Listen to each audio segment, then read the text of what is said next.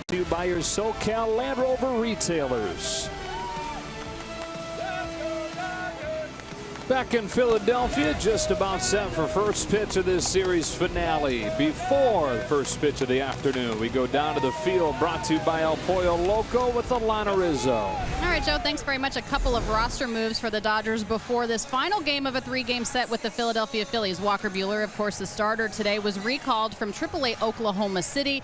They have optioned reliever Dylan Floro to Oklahoma City. Dave Roberts said he was pitching well, just law of attrition. Somebody had to be optioned out. Pedro Baez is also here to help the bullpen. He's been reinstated from the 10-day disabled list. They have placed left-handed pitcher Zach Roskup on the 10-day DL with left middle finger inflammation, guys.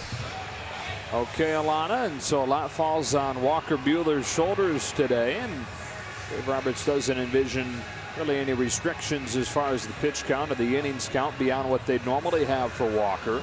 And it's a good day for that to be the case after the bullpen last night handled 8 innings. Yeah, and the key really for Walker Buehler is to just still focus on just pitching his game, because it's really easy for a pitcher to get caught up and say, I have to go deep into this game because of what the bullpen has done, not only just last night, but over the series.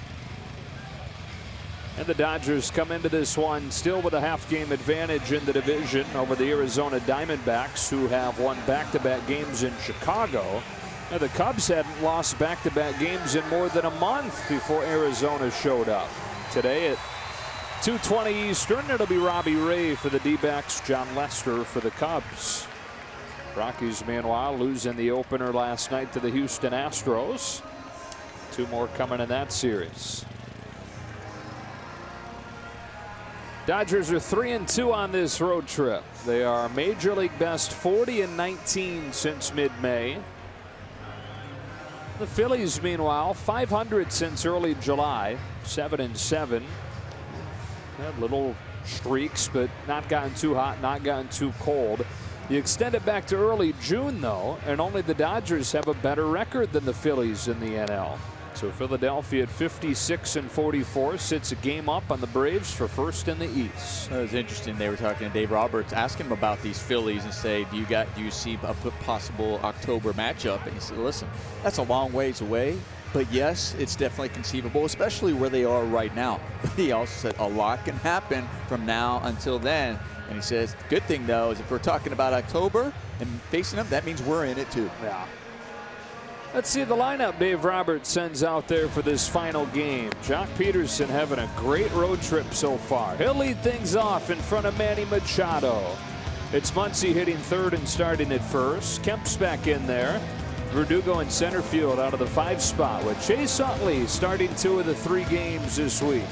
Kike Hernandez at short and Austin Barnes doing the catching. That was a decision for Dave Roberts after the long game last night, with Grandal catching all 16. Here's Jake Arrieta in his first season in a Phillies uniform, and you see those 7 shutout innings that he tossed at Dodger Stadium May 29th. It's been downhill since then. His ERA above 5 since the start of June. Yeah, April and May he had an ERA of 2.16. You mentioned about what he did against the Dodgers this year. But if you go back since 2015, he really seems to have the Dodgers number. His ERA against the Dodgers is just a 1.99. Versus the rest of Major League Baseball since that time, his ERA is 2.89, almost a whole point higher. But still pretty darn good. Yes. Peterson stands in. And off we go from Philadelphia. Strike 1 as he attacks a 93-mile-per-hour fastball. The Dodgers on Monday night won it 7-6. And then last night in 16 innings, 7-4 Phillies.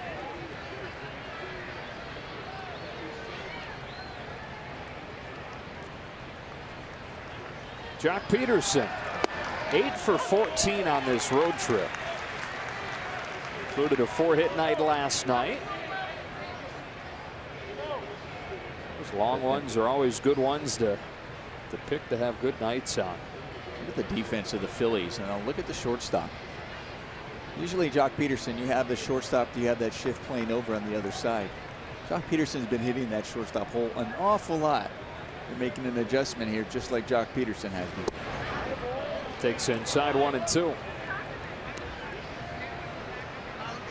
we talked about, we've seen the strikeouts go down, seen the big swings go down, but the power has remained. Here on a 1-2 pitch, he digs it out and serves a base hit to right. Peterson 9 for 15 on the road trip, and for the second game in a row, he's got a leadoff single. Well, we talked about how he's been shortening up, especially with 2 strikes. I just showed the defense. That tells you a lot about the differences that Jock Peterson has made, because yes, he usually is pulling it. They're usually playing the shift on him. He's been staying inside the ball. He has been having a 2-strike approach. He's been shooting the ball over in the shortstop hole, shortens up again, gets a nice base hit to the right side. And gets Manny Machado to the plate. The runner on here in the first inning. And he said last night it seemed like the baseball gods were transpiring to make sure Machado's on-base streak extended. Started the night 0 for 6 and then was walked intentionally in the 15th inning to extend that on-base streak to 24 games. He'd like to take care of that a little bit earlier. His own volition today. Arrieta fires him a 1-0, and Machado takes it low. 2 balls, no strikes. Well, in this series, Machado just 1 for 11 in this series. Was 0 for 6 in that game last night.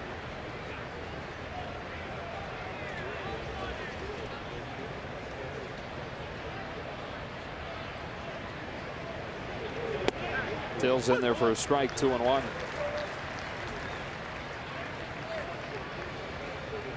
The Dodgers had 4 runs over the first 6 innings, 0 over the last 10.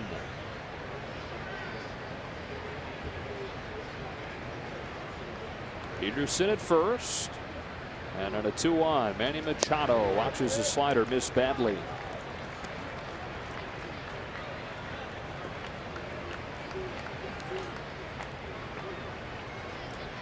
Hitters count. I'm really curious to see the type of swing Machado takes here, because I've seen over this course of this series, he's really taken some really big swings, looking like he's trying to drive it out of the ballpark. On 3-1. Does take a big swing and rides in on the knuckles, and it's foul. Which the count 3-1 warrants that. But I think, you know, we've small sample size being in that Dodger uniform, but from the series in Milwaukee where he just looked calm and was take whatever they were giving him, spraying the ball around for swings and taking that big swing when it warranted. But I just thought here in Philly the last couple of days, it seemed like more often than what we saw over there in the Milwaukee series. Yeah, bigger and a few more chases. On a payoff here, he's able to lay off.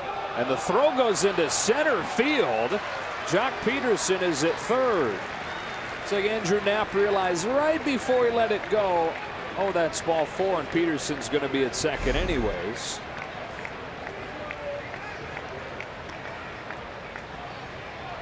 Steady's at third, and they're at the corners with nobody out. That's probably exactly what happened. The instinct, seeing him run, and it should have clicked when he knew that he had to take that out of the dirt to just hold on to it. Ball 4. So a good opportunity for Muncy, who, like Machado, struggled last night. Hitless in 7 at-bats. First and third, nobody out. Muncy takes ball 1.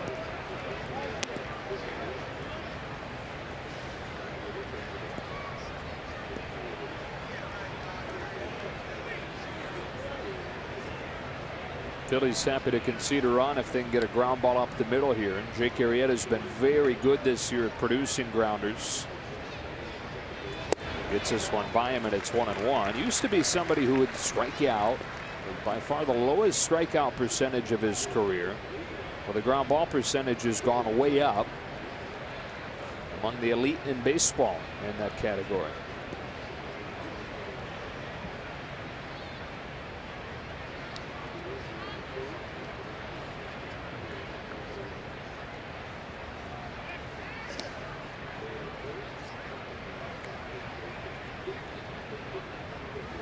Signed a 3-year contract with the Phillies. It was 2 weeks before opening day. It was part of that weird offseason. for free agents. 3 years, $75 million. She was in the Phillies over the Cubs. Here's his 1-1. Cuts under the swing of Muncy, 1-2.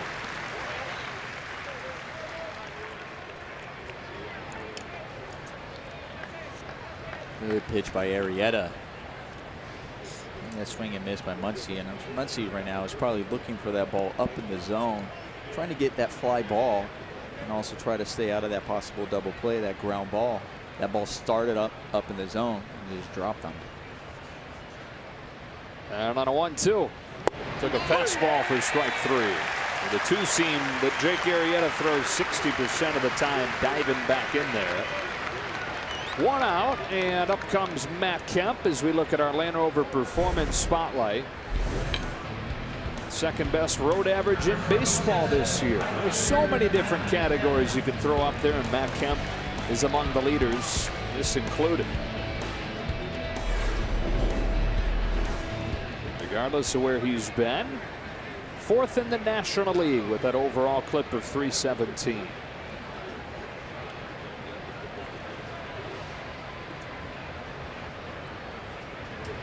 Drives the first pitch to right. Williams is there to catch it, but that's plenty deep to send Peterson for the plate to get the Dodgers on the board here in the first. Matt Kemp, an RBI sacrifice fly, and it's 1-0. Great job by Matt Kemp. Not wasting any time, not coming in and saying, okay, I need to see some pitches. That's doing it on the side, watching the way Arrieta's been throwing the ball, how he's been approaching hitters ahead of him. That's a guy on third base. He's just looking. If I get a ball that I can handle, get in the air, I'm going to get the job done. That wasn't looking to try to hit out of the ballpark. That wasn't trying to do too much with it. That is getting the job done. Great sacrifice fly. Second day in a row, the Dodgers have gotten a leadoff single from Peterson and found a way to bring him home. Now Alex Verdugo taking strike 1.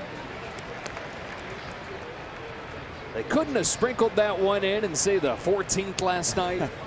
After those 10 scoreless innings, following the 4-1 lead. A new day. We're trying to win this series. Swing and a miss. Machado's moving. He's in there. The throw trickles into center. This has been a bumpy ride to the first inning for Andrew Knapp.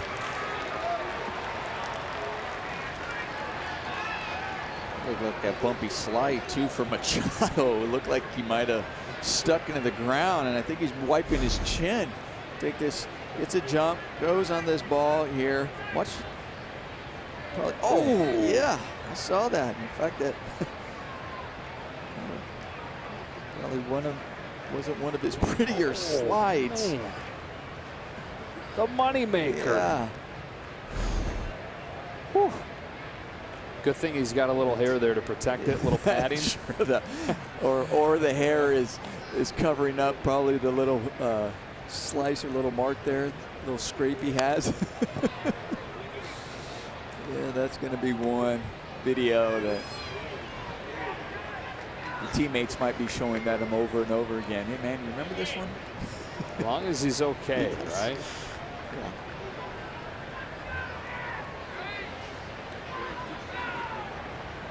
He's at third with 2 out. Alex Verdugo.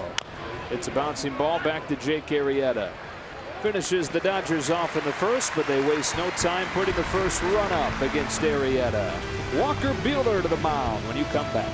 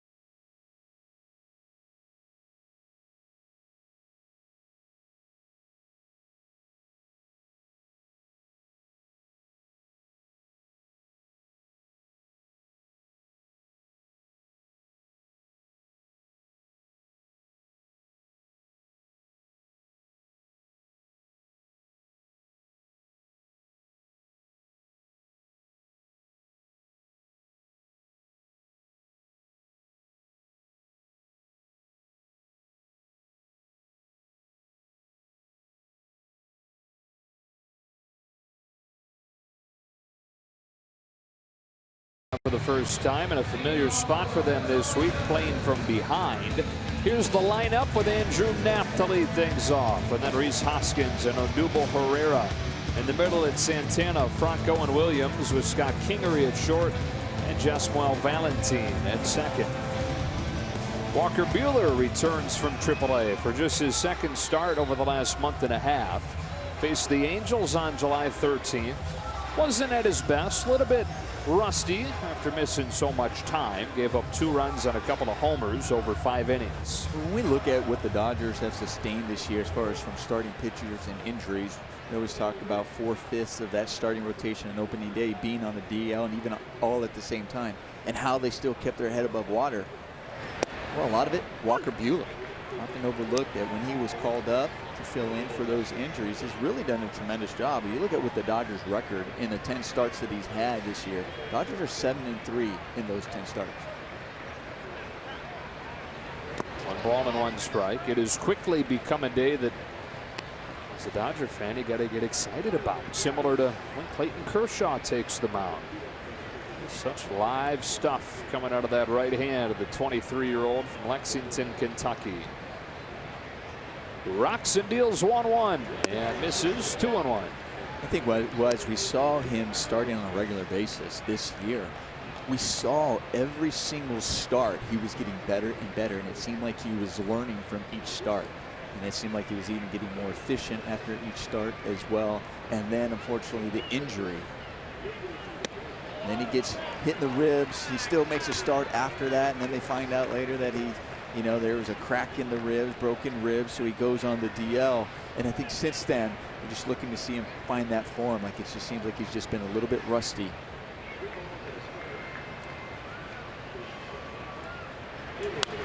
Full count. Snap swings himself out of his lid. Part of that has been the stop and start nature of it. Remember, they tried to have him rehab in the middle of a game against the Cubs in a relief appearance, and that didn't go well. Raised his ERA by a full point.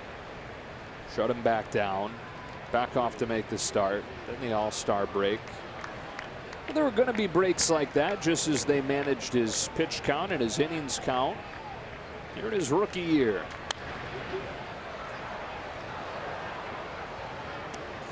But it's at a point now where you can't quite go reins off, but you're getting close. Because the whole thing is to make sure there's still bullets left in October. If October wasn't in the equation, he's sitting pretty. But everybody plans on it in somewhere where they need this kid. Andrew Knapp really making him work.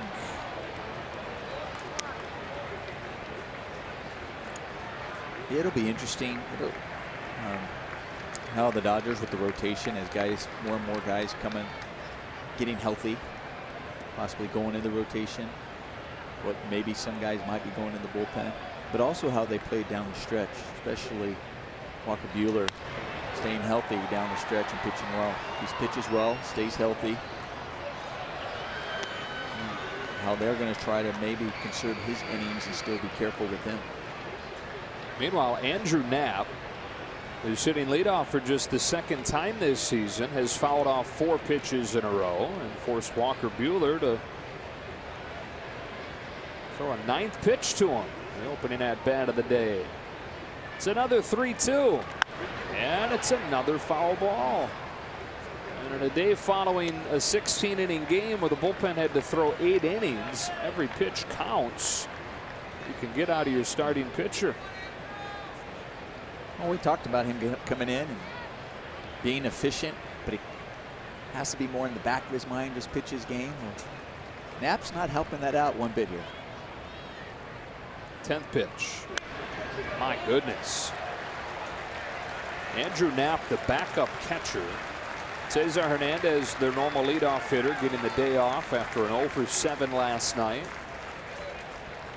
And Buehler just can't put him away.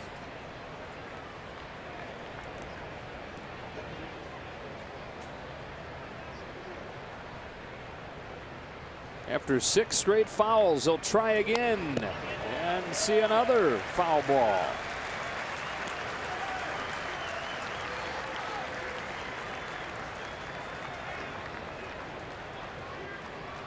regardless of the outcome, this is a very successful at bat. The bigger picture of this day for Knapp and the Phillies.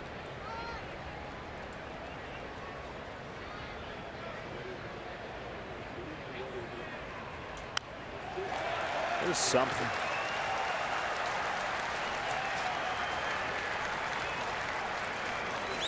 That is 8 consecutive foul balls.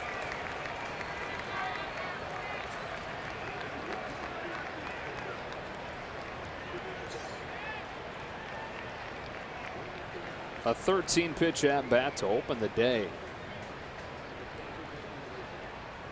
Winds up getting him. You got some fans, I think, upset. Obviously wanting to try to get on. They're upset that the umpire called that. That was definitely a strike. It was a great pitch by Walker Buehler. Then you have fans clapping, as they should, because it was a tremendous at bat by Knapp, staying in there, fouling off all those pitches. 13 pitches, just the very first batter that Buehler faced. You can have that a lot when you have power pitchers on the mound, such as Walker Buehler, who puts people away with his fastball, gets up there at 97. But you're gonna get at bats where they're fouling off a lot of pitches. And one thing the Phillies do well throughout the lineup is work counts. They lead baseball in pitches per plate appearance as a team, and as an individual, this guy here, Rhys Hoskins, leads baseball in that category. He's ahead here 2-0. It's Christmas in July here.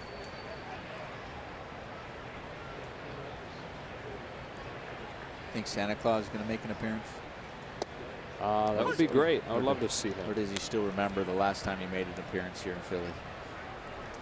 Yeah, true, right? So, Not going to come so back. He's probably like, I'm good.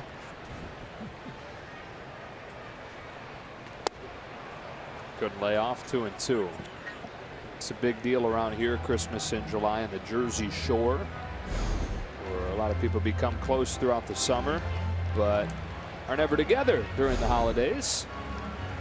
Gives them a chance to celebrate the holidays together, I guess. And full count.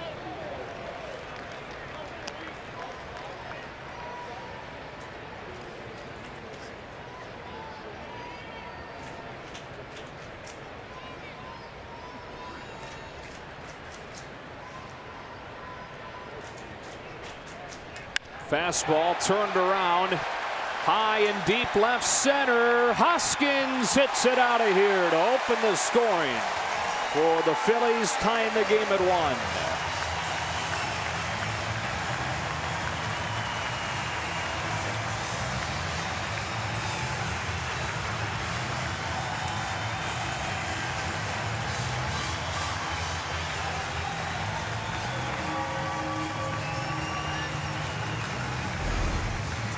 Hoskins already has a home run in this series. Talk about hitting in the home run derby, and he coming off a home run derby slump. Well, he has not shown it. It seems like it's got him locked in. And after working the count 3-2, we saw that at bat right before, where he was throwing so many fastballs to try to put Knapp away and getting him fouled off. Well, trying to do that to Hoskins, give him a fastball, knowing he can turn those around. Herrera bunts the first pitch foul, and the fastball for Walker Buehler, which was unhittable by fastball standards over the first 2 months, well below 200. Getting hit around since the beginning of June. Opponent's well above 300 against the fastball. That one drops in at the knees, and it's 0-2. Herrera, an all-star a year ago, hot start this year. Not as good the last couple months, though. This week, he's 2 for 10 with a home run. He's hit 18 of them this year.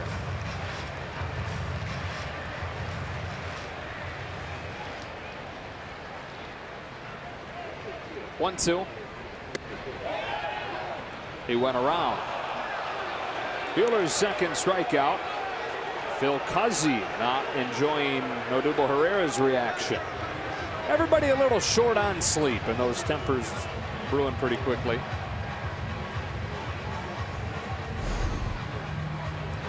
get a different angle. We were talking about it yesterday on some of the swings, and you're going, just sometimes you just got to ask, let him see it. That's a different angle. It's funny because we see the side and it looked like he didn't go that far, but then when you see the high home, you see how far that actually crossed home plate, and you're like, okay, on that angle, yes, I could see him going around swinging, and he made the right call down there at third base. Carlos Santana, 1 ball and 1 strike.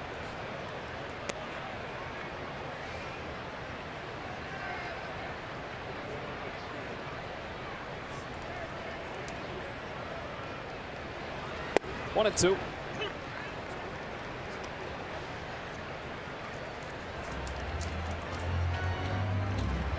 Phillies made a move before the game today, bringing an extra pitcher onto the roster to help cover the bullpen. So not a day where they can afford an ejection. Just 3 bench players for Gabe Kapler.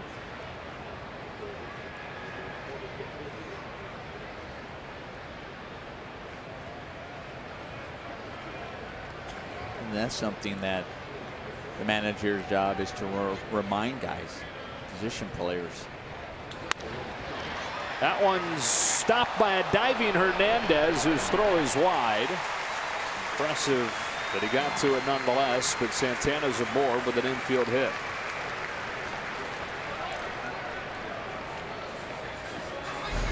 And his ball was scalded, and it off the bat, and you saw where it was going. You're thinking this is an easy hit through the infield, but Kike somehow gets to the ball, showing off the range, makes a tremendous play.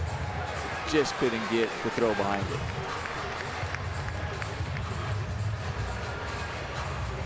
Two gone in a tie game in the first, and Maikel Franco. That's a pitcher making that play, though. That is. That's impressive.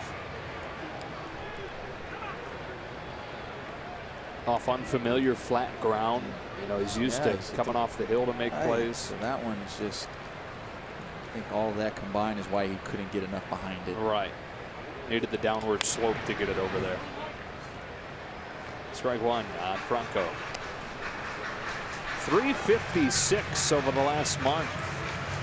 It's really one of the best months of his young career. Included a 2-home run game Monday night. And a double last night.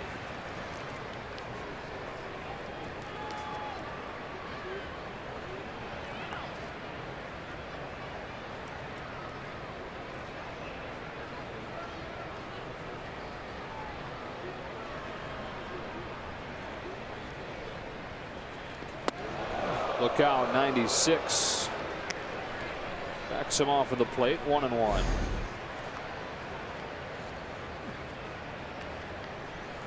Just got a little bit away from him.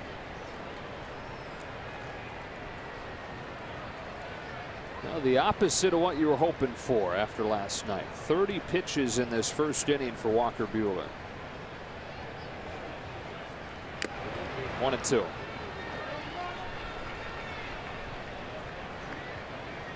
Outside that, you know, you got that first at bat by Knapp.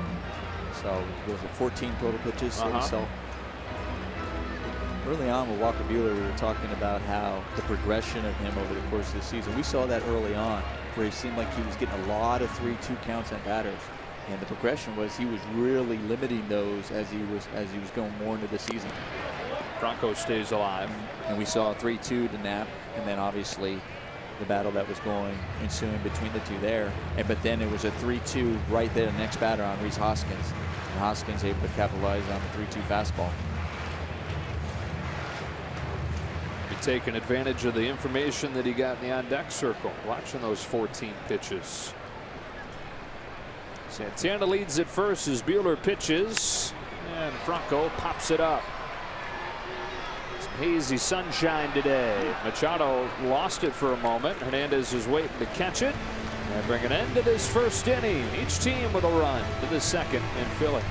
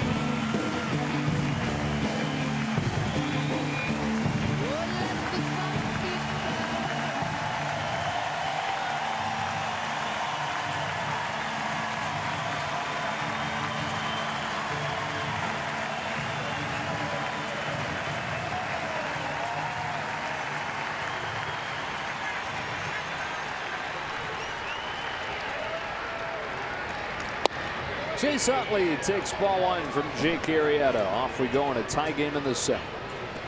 Saw a sign in yesterday's game that says Phillies are red, Dodgers are blue. Chase Utley, we love you. Oh, nice.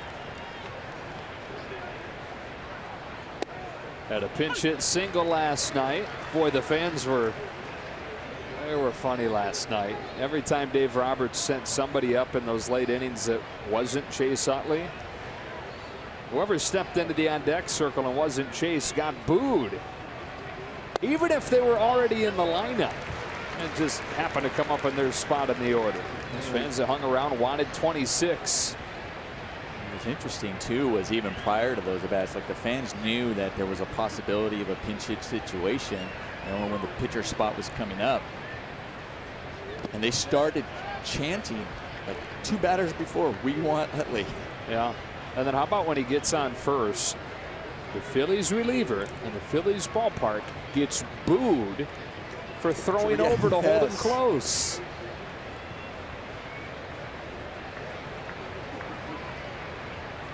Two balls and 2 strikes. Utley against Jake Arrieta. That's a bullet foul.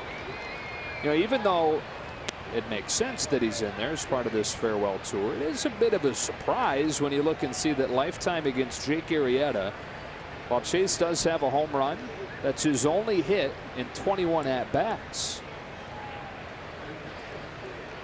Right, but I also think that the long game might factor in as well.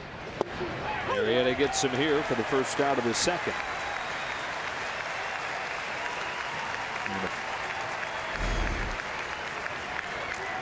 Arrieta are already 2 strikeouts looking on that same pitch. That nice inside pitch to a lefty that tails back over the inner part of the plate. Freezes you because it's a ball coming out of his hand. It ends up a strike. So now Hernandez swings away at the first pitch, sends a high fly ball to center. Herrera's back on the warning track to put it away for out number 2.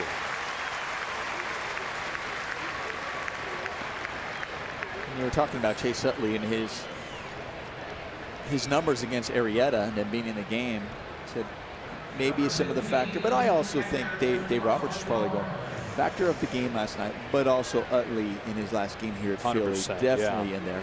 But even with last night's game, a great example of factoring into this game is the guy coming to the plate right now, Austin Barnes. Obviously Grandal catching all those innings yesterday, giving them, but Dave Roberts' intentions prior to going in this series was that Grandal was going to catch all 3 of these games. 2 home runs last night, but 6 hours of catching, 6 hours of squatting down behind the plate. And so it's Barnes who pops one lazily on the right side, and Jake Arrieta, after laboring through the first, retires the side in order on 9 pitches in the second.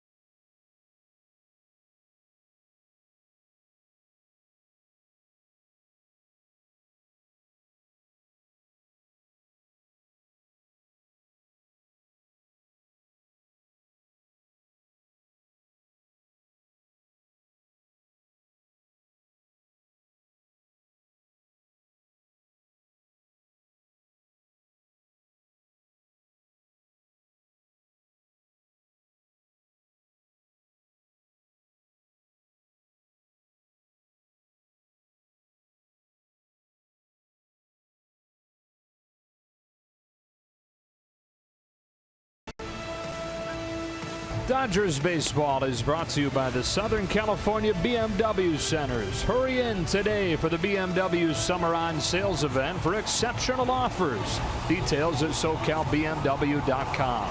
And by Jack in the Box. Try the $4.99 Jack's Spicy Chicken Club Combo with toasted sourdough.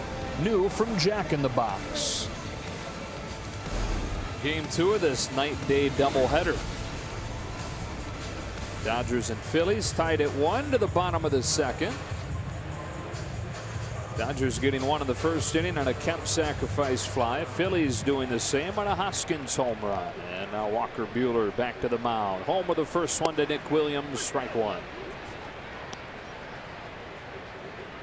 A home run last night, 2 for 10 in this series.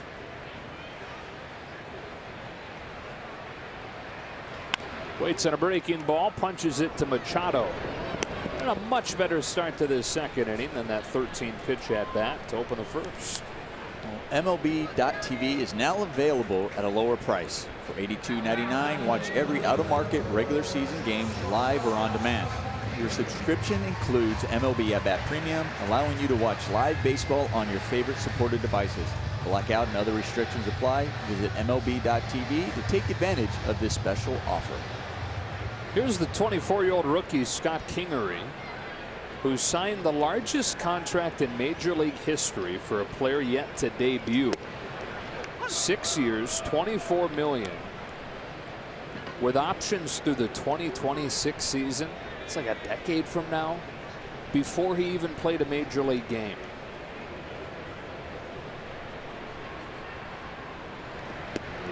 He takes this one up, and it's 1-1.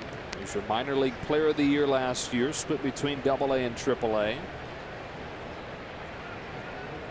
He had 8 home runs in his first 2 seasons in the minors. He hit 26 last year. Fastball blown by him 1-2. So the Phillies seeing that opportunity to lock a player up for what will be, if he turns into the player they hope, a bargain deal. Right. But if it doesn't work out, there's still a lot. You just never know. Yeah. And we've seen it so many times, guys who have so much success. Shot to second. That's where Utley plays. 2 out. You have the success down there in the minor leagues. Then you get that opportunity here in the big leagues, and it just doesn't quite work out the same. Because it's a difference. And we always talk about how at this level, the amount of adjustments you have to make to stay here. Once getting here, that in and of itself is difficult. But the challenge is staying here.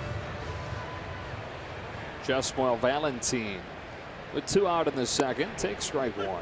And you know how Philadelphia fans are. They are already here in late July of Kingery's rookie season looking and seeing the .234 average, saying, uh-oh, what was our front office thinking? But again, it's a 24-year-old, first few months in the majors, and internally they're still very high on Scott Kingery. 1 ball and 2 strikes.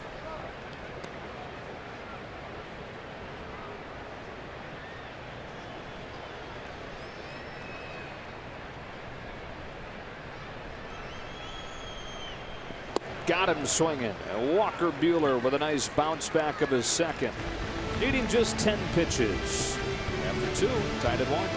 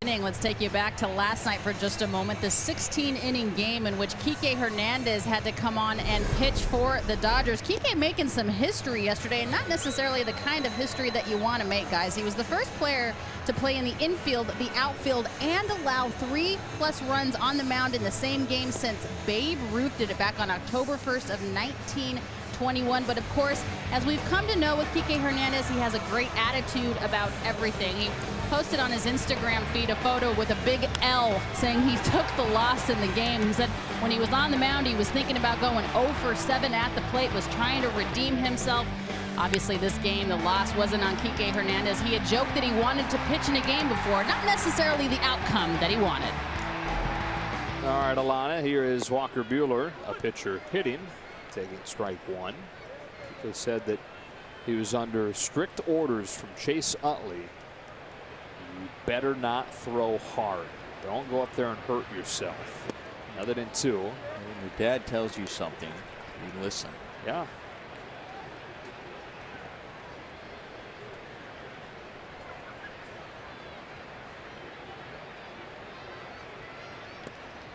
One ball and 2 strikes. He said he's never been clocked off of the mound, but thinks he could throw 90s. I believe him. He's got a cannon.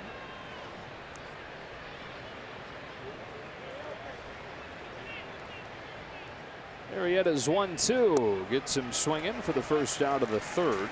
That's the 3rd K for Arrieta. I was very surprised to see that Kike Hernandez last night became the first position player in Major League history to allow a walk-off home run. You know, I read that as well, and I was surprised. I guess when you think about it, a lot of times when they come in, it's more for if the team has already been blown out. We see the position. Dodgers, we already seen the Dodgers have seen what two or three position players pitch in this since the All-Star break. Well, we've seen 3 position players pitch in the series, but 2 from the Milwaukee Brewers, 1 from the Dodgers. Jock Peterson fouls off the first pitch. We check in with Alana. Guys 0 for 7 at the plate, but Kike Hernandez did have that nice defensive play when he threw the runner out from his knees. He joked when he got onto the elevator this morning when we arrived at Citizens Bank Park. He said, you know what, there's a lot of body parts on me that hurt right now, but my arm isn't one of them. So he's got more innings in him. He's That's fine. it. That's a lot. He probably went in there and told Dave Roberts, listen, you need some innings. I'm here for you. Yeah. And he's done it all. He really has. Showing off the athleticism. And, you know, the only position he now hasn't played is catcher, and I know he can do that. Peterson gets his hands in, pulls it foul. He is their emergency catcher. Yeah, I have no doubt he can catch. Before. And I know a lot of us talking about, well, made history. The last person to do it was Babe Ruth, so your name is right next to Babe Ruth. That's all right. Infield, outfield, pitcher, same game. Peterson, who has the lone Dodger hit and scored the lone Dodger run on a 1-2, leaves it high. And how about the leadoff spot for the Dodgers on this road trip? A lot of that Jock Peterson, Chris Taylor part of it as well. Dodger leadoff men hitting .500.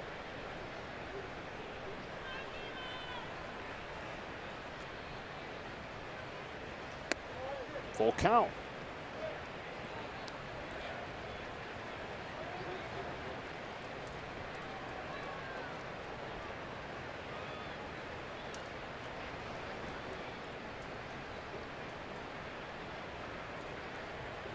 One out, tie game in the 3rd. Peterson fouls off a tailing fastball to stay alive.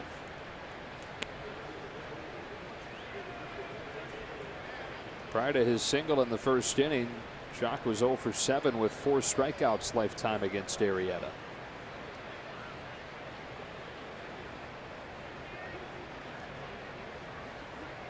New Jock these days. Ground ball, waiting in short right field is Valentine to throw Peterson out. 2 gone.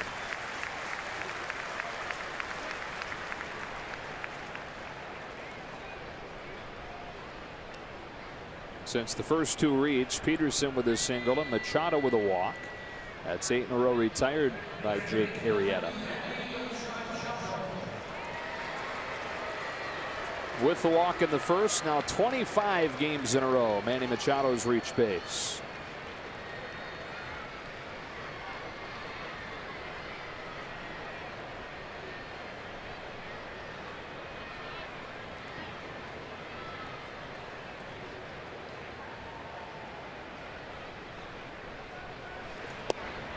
Can't lay off. Strike one.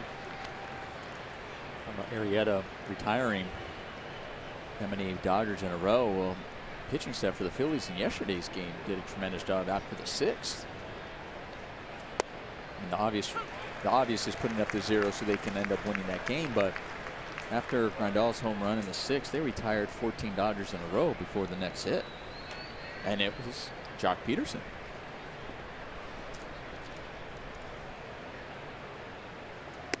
Tailing fastball, planted off the two sliders that he threw. Looked the same coming out of the hand and then went in the opposite direction.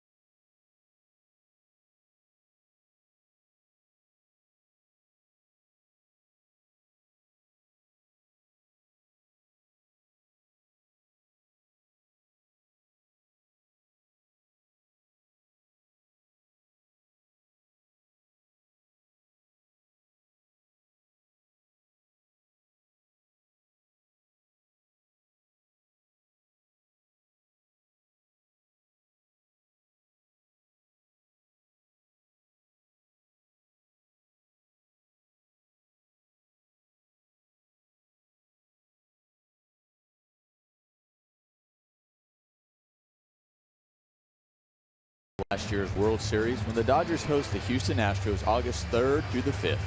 This rematch weekend begins with Friday night fireworks presented by Denny's and then closes on Sunday with a Junior Dodgers backpack giveaway presented by Haichu. Visit Dodgers.com/promotions. Jake Arrieta starts the third for the Phillies and takes a strike from Walker Buehler. He has a home run this year. His 6th during the regular season in his career. He's got 7 total. That includes a postseason home run a couple years back.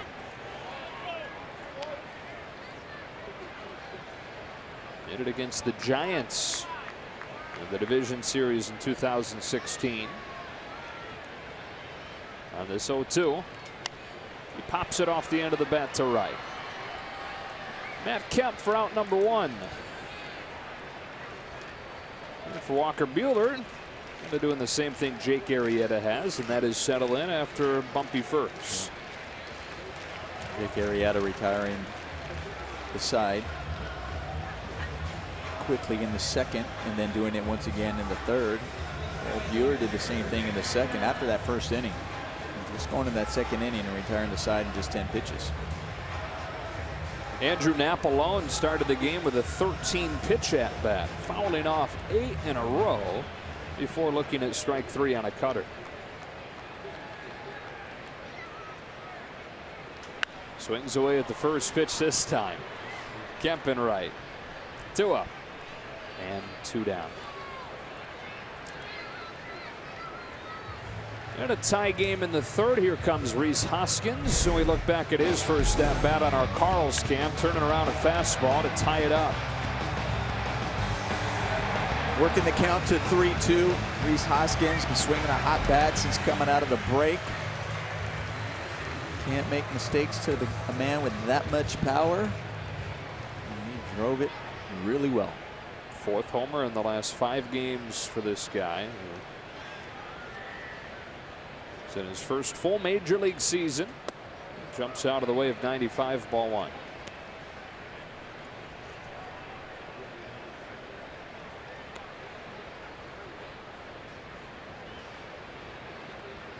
It was Hoskins that fouled that ball off of his chin at Dodger Stadium when the Phillies were in town in late May. Fractured his jaw. 1-1. And that was off Kenley Jansen.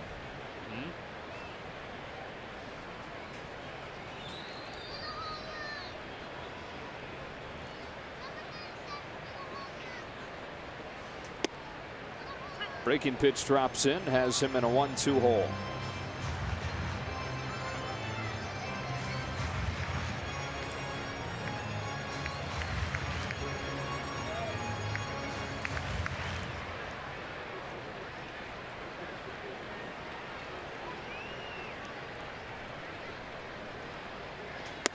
Two and two.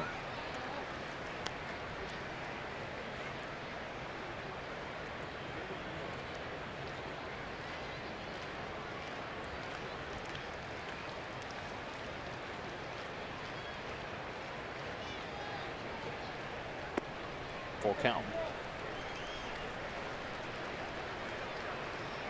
Looking for that big swing and a miss right there on that pitch, especially after that 1-2 pitch.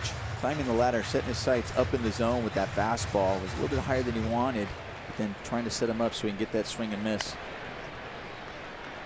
That was the pitch he was looking for in the one before. That 2-2.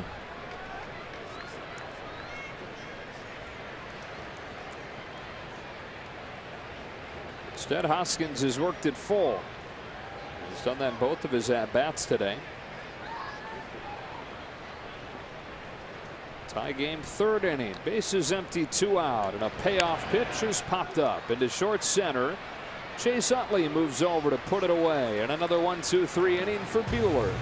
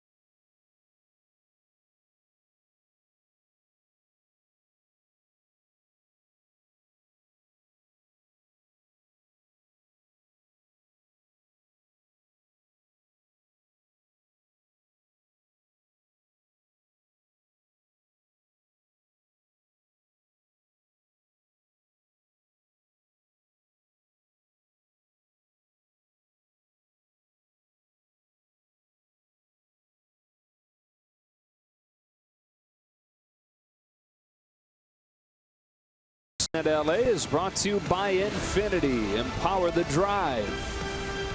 And by Carl's Jr.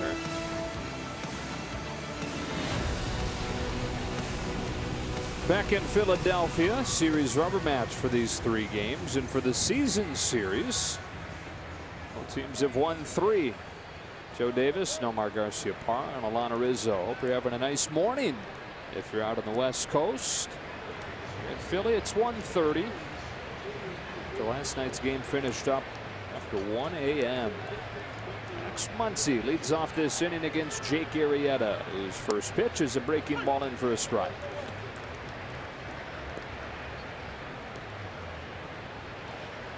Longest game between these teams in 25 years. Played a 20-inning game here in Philly. It's the longest game for the Phillies, period, in 5 years. They played a game against Arizona in 2013, Nomar, that lasted 7 hours and 6 minutes. 1-2. What's great about this game? It's funny, I was reading a tweet yesterday going, well, if this game lasted forever, then Utley can't retire. That was the plan all along from these Phillies, wasn't it?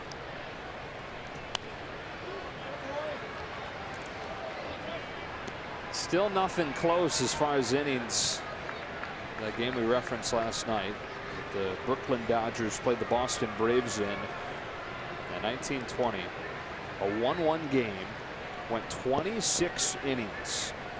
More amazing than that, though, is that the 26-inning game lasted less than 4 hours.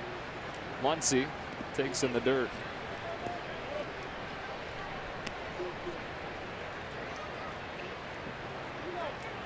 Yeah, we were trying to calculate, okay, how many innings would they have played in last night's game? Over 30 some innings. 40 innings. That day in 1920, the players were upset that the umpires wouldn't let them play another inning because of darkness. Obviously, they didn't have lights at that point. They wanted to say that they had played 3 games in 1. Right? They played 26 innings, and it would have been 27. Payoff pitch. Muncy with a leadoff walk. The game started at 3 o'clock in the afternoon. They called it at 6:50. And the whole 3 hour and 50-minute thing, that's quickly going to become the second most amazing thing when I tell you that there were only 2 pitchers used that day. Oh my goodness. Huh? Leon Cador, Of course there was. faced 96 hitters for the Dodgers. And Joe Eschker faced 90 for the Braves. Matt Kemp pulls one on a bounce to short. They go to second one and to first for a double play. Cador estimated that he threw about 300 curveballs that day. Said he couldn't raise his arm to comb his hair for another 3 days. Just 3 days. By Really? the next start, he had great hair. I'm sure he was well groomed by the next start, ready to go. Said he could have pitched the next time 20 innings. Actually, the next day, they played 13 innings. Brooklyn lost. 2 days after that, they played 19 innings. Yeah, Brooklyn lost again. That's a tough stretch. Here's Verdugo with a rising liner to right that Williams watches bang off the wall. Alex Verdugo has a 2-out double. His first hit since coming back.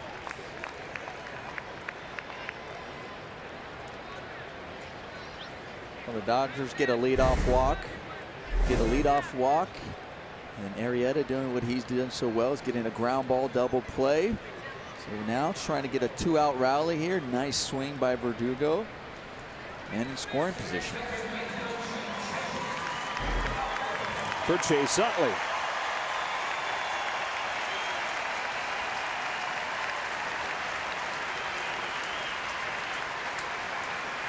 But strike 3 called his first time against Arrieta.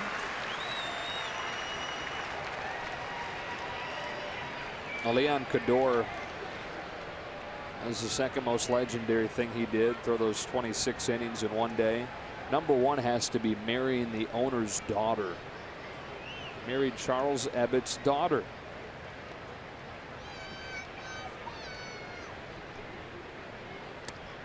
A little bit low, 1-0. I was wondering if it's before or after that game, because if it was after, I'm sure that 26 inning was quite impressionable. Right. Can I have your daughter's hand in marriage? Remember how many innings I threw that day. Careful how you answer this.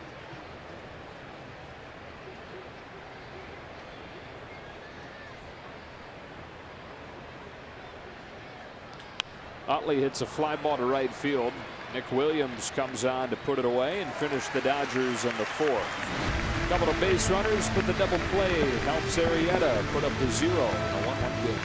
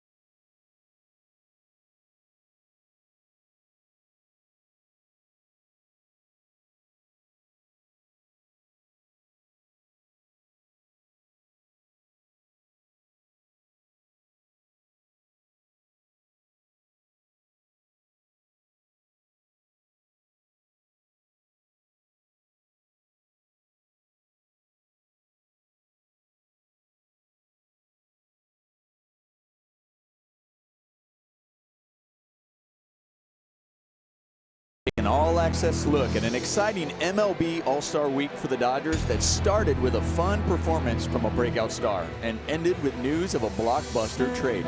Don't miss Backstage Dodgers presented by Cadillac Friday after the postgame show on Sportsnet LA. Tied at 1 to the 4th. Odubel Herrera takes ball 1 from Walker Buehler. Both teams getting a run in the first inning. Both pitchers locking in since then. For Buehler, he's retired 7 straight. One catches the inside corner, 1-1. Odubel Herrera, who was a better volleyball player than he was baseball player growing up. Didn't start focusing on baseball until he was 14.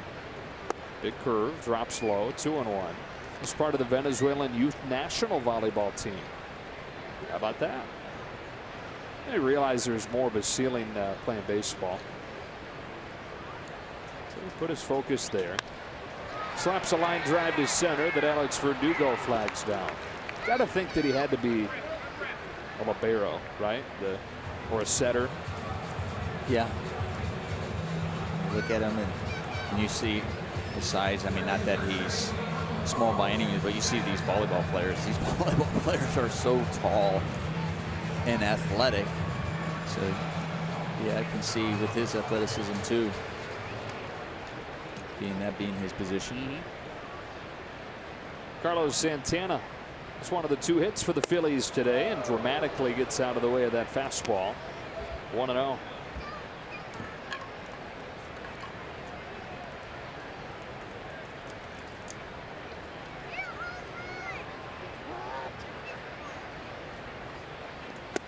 Strike 1.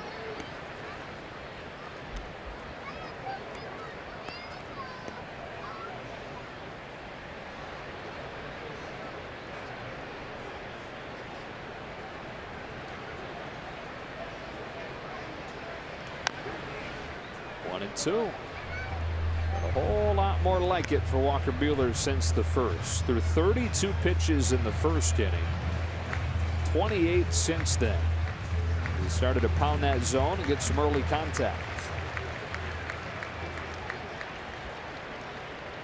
Here's the rookie's 1-2. Takes off on him. I was about to say he's been pounding the zone with the fastball and seemed to have really good command with his breaking ball. But I think he's really been able to try to get that breaking ball down in the zone. That's curveball. Doesn't get that call. Really wanted to see that fastball tail back in. We've seen Arrieta get a couple of strikeouts in the Dodgers on that very same pitch.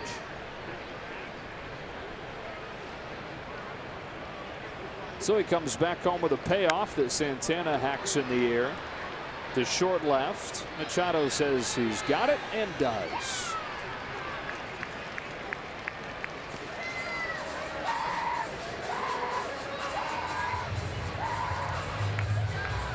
Franco to the plate with the bases empty. Tied in the 4th.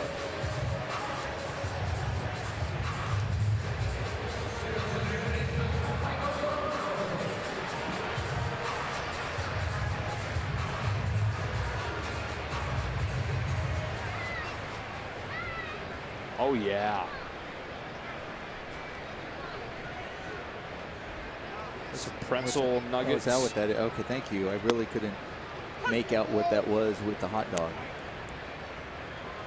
Oh, I could flag down a pretzel nugget from a mile away, man. You did. It was impressive. That right away.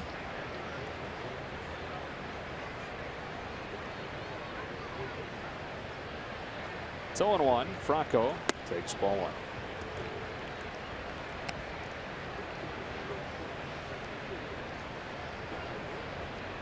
Popped out 10 the first inning, starting a string of 9 in a row retired by Walker Buehler.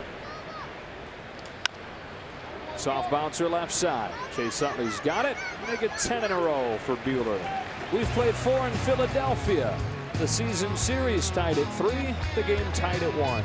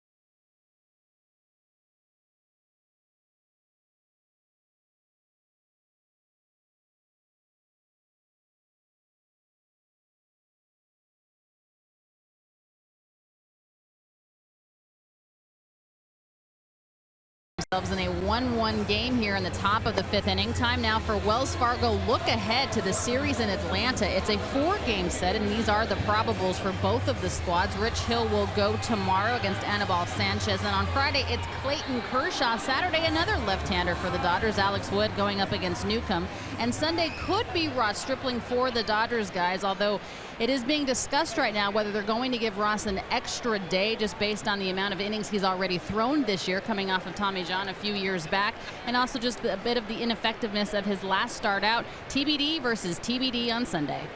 All right, Alana. Kike Hernandez starts the 5th. Kershaw against that guy. Against Alphabet Soup, Mike Fultonevich.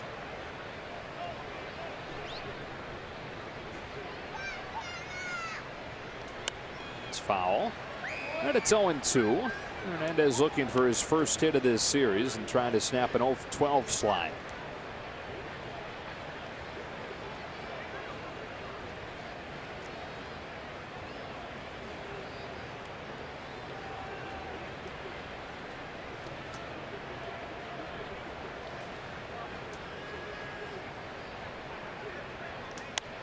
It's fouled again.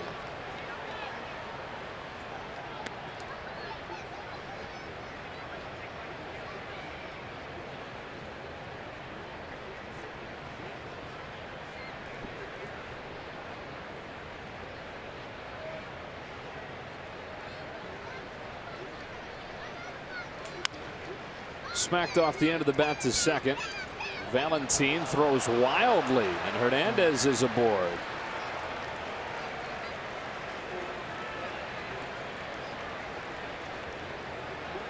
Leadoff man on. More bad defense behind Jake Arrieta. I tell you, it was interesting is, yes, this throw was off, but even as he was throwing, and it maybe he didn't get much on it because it definitely, you can tell, it slipped out of his hand. But it was going to be close even on a good throw. Might have got a little bit more on behind him, but on a good throw it would have been close because Kike was getting down the line, and Valentin was taking his time on that ground ball, really didn't charge it a whole lot, and Kike was getting down there. But air nonetheless, man in scoring position. And Austin Barnes taking a strike. The run the Dodgers got in the first inning was unearned because of a throwing error from the catcher Knapp. It's the 17th unearned run with Jake Arrieta on the mound this year. That is by far the most in baseball. He's been hurt by his defense more than any pitcher in the game. And here, crosses up his catcher. Hernandez is safe at third. Michael Franco wants him to check the video. As they're checking, oh gosh, that really got home plate umpire. Yeah, Adam Hamari. Oh my goodness.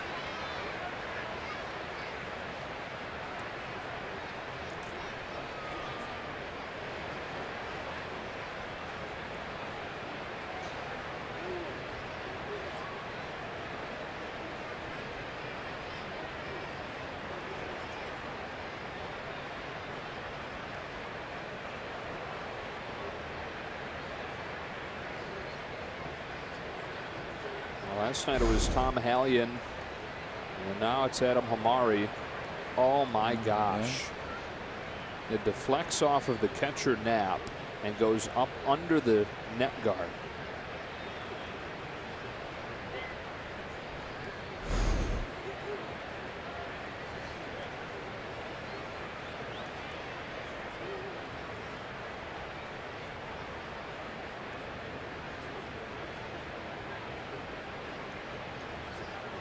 We see this with catchers, and like, wear all the equipment, umpires wear all the equipment, and the ball somehow finds a way to miss the small area or get underneath a piece of padding as they're going to the replay to see play a third if Kike did indeed get in there.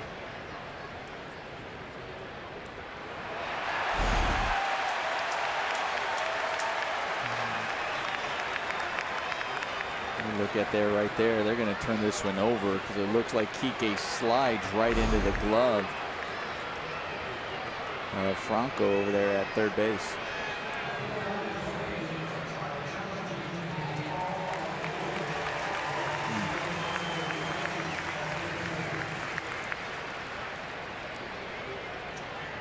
That whole flap that all the catchers and umpires wear in some form there, that didn't do the job in that case. Somehow got up under there. And Hernandez, no surprise after seeing the replay, is the first out of the inning at third. Now I know Mari doesn't, you know, he's not going to say, but it actually hit the umpire, helped out the Phillies there. Yeah. Because the ball went by Knapp, and when it hit the umpire, it fell right in front of Knapp. It came back and fell in front of Knapp, and it allowed him to throw out Kike. So the base is empty. Ball and a strike on Barnes. It's overthrown by Arrieta. That piece of equipment, that is the result of a famous moment in Dodger history. Steve Yeager, boomer, shard from a broken bat right into his esophagus. He had to undergo emergency surgery. It was in the late 1970s.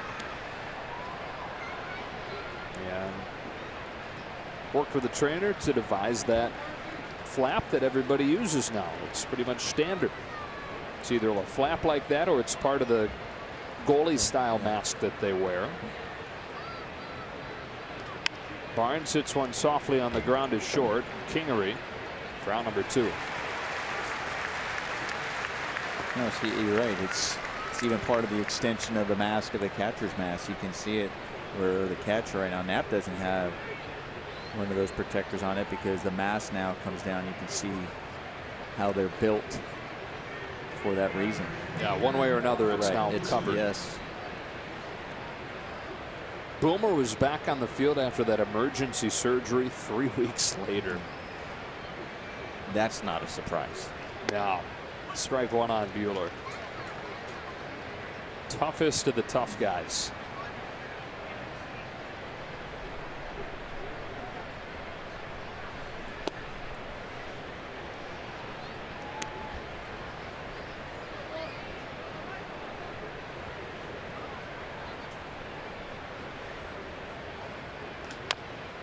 Chopper along first. Santana tagging Buehler.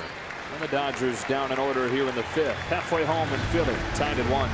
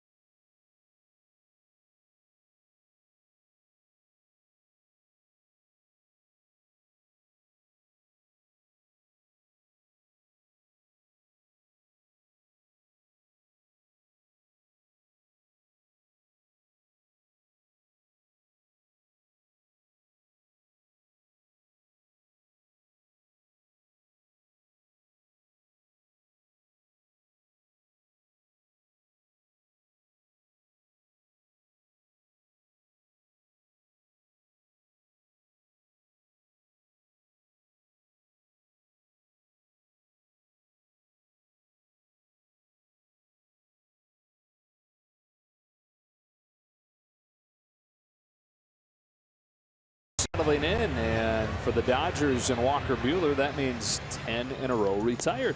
No, Walker Buehler, you know, is looking really good. On the flip side, Arrieta is looking quite good as well. The Dodgers still haven't been able to figure it out. Just a couple of hits. Both pitchers just giving up a couple of hits.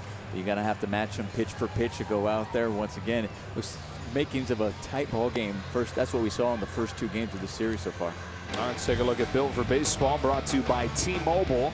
You know, I was looking that 13 pitch at bat to start the game from Knapp, finish off with a strikeout, and then the home run from Rhys Hoskins that followed, that it could be a long day for Buehler. It's been nice to see him get back to his top form since. Following that up with the next inning, after throwing 32 in that first one with just 10 pitches, that was really big. And see also in that next inning how it just seemed to settle in, get better command of his pitches, pound the zone. This is with the first one to Nick Williams, opening this fifth. On a 1-0, Williams watches ball 2. Grounded to third his first time.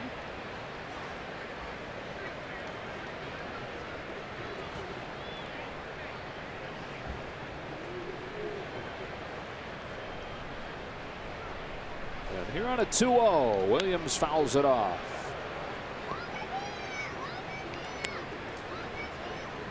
Started to mention earlier in this series a little story about Williams early on this season when Gabe Kapler had just taken over as the manager and he was getting squeezed out of playing time, and went to the media and said the computers were choosing the lineups when he was unhappy about how much time he was getting.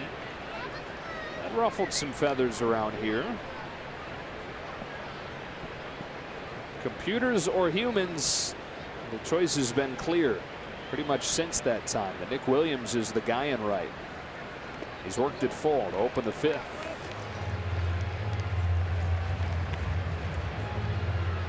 Yeah, coming into this game batting .250, but for the month of July hitting around .300. Guy that he had been sharing time with, Aaron Altair, is now in AAA. Protects, do it again.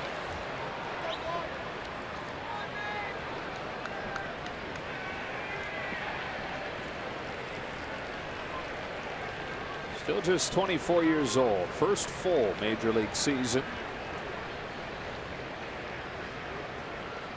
Looks at strike 3. 96 to the bottom of the zone, and 1 out in the fifth. Well, on pitch cast, it looks slow. It gets the call down there. Also, good job by Austin Barnes, framing that and the way he caught it to make it look better for the umpire to get the call. I think Adam Hamari was just happy that it was caught. I'll give you the strike for that. Kingery hitless in 6 at-bats in this series. Look out. 1-0.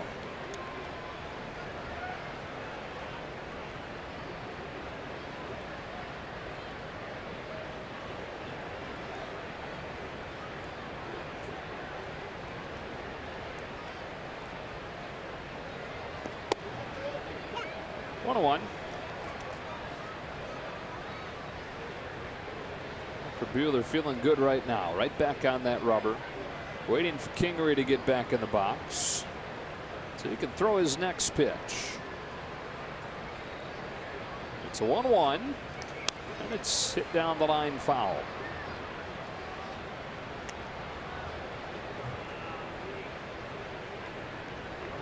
Walker Buehler, very smart young man. All advanced placement classes in high school. Scored a 30 on his ACT. Had a GPA above 4.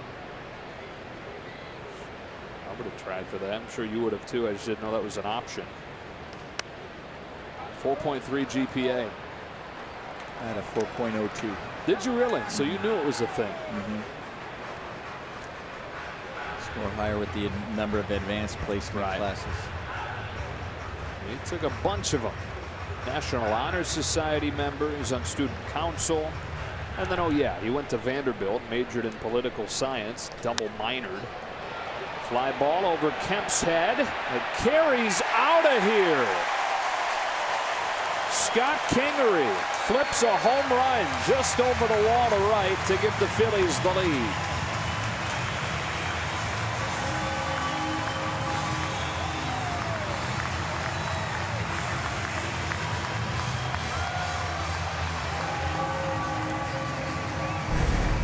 Well, Now, wondering why hitters like hitting here? Well, this right here, as we look at the Arco top tier play, is when that ball was hit, yeah, it was hit well, but it didn't seem like it was hit well enough to actually get out of the ballpark, but it ends up carrying and getting it just over the wall and right field. And I think even Walker Buehler was a bit surprised that it ended up carrying out. He's like, okay, yeah, gave up a hit there.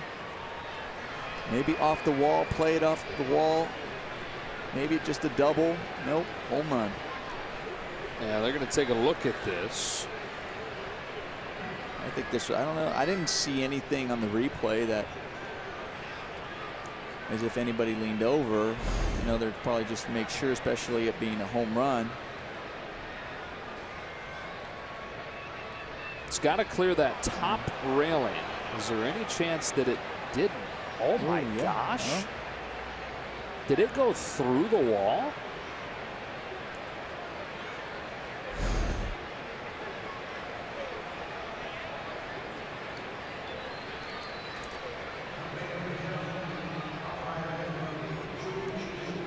I think that I didn't see anybody, kind of just didn't look like on the angles and views that we've seen that somebody leaned over. That's really tough.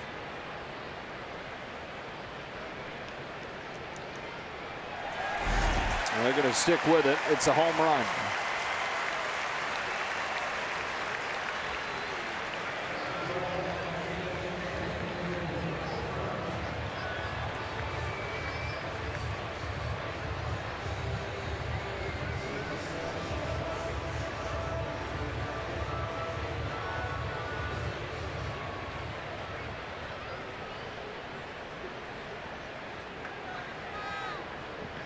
And now Valentine taking strike one. So for Walker Buehler, almost an identical line to what he had his last time out against the Angels. Went 5 innings in that game, 2 runs on 2 solo home runs. And in this case, 4 1/3, 2 runs on 2 solo home runs. Hoskins in the first and Kingery in the 5th. A ball and 2 strikes.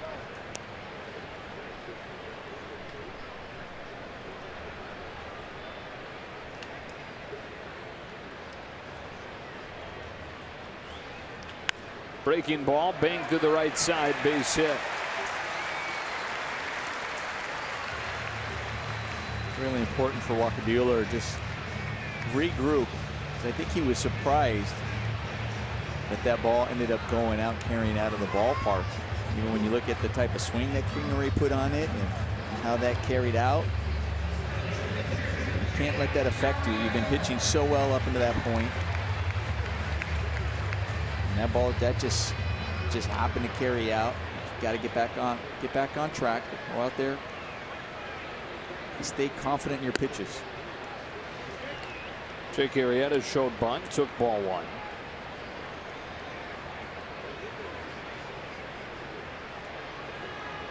Buehler had retired 11 in a row before the Kingery homer. Valentine follows it with a single. Now Arrieta's ahead, 2 balls, no strikes.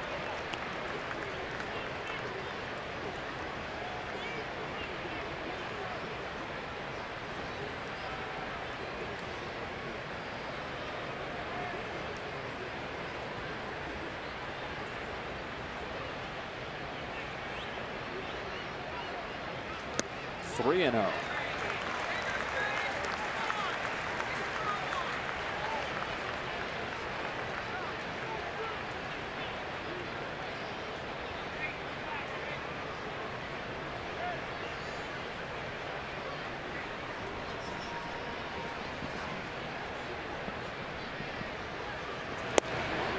Strike 1.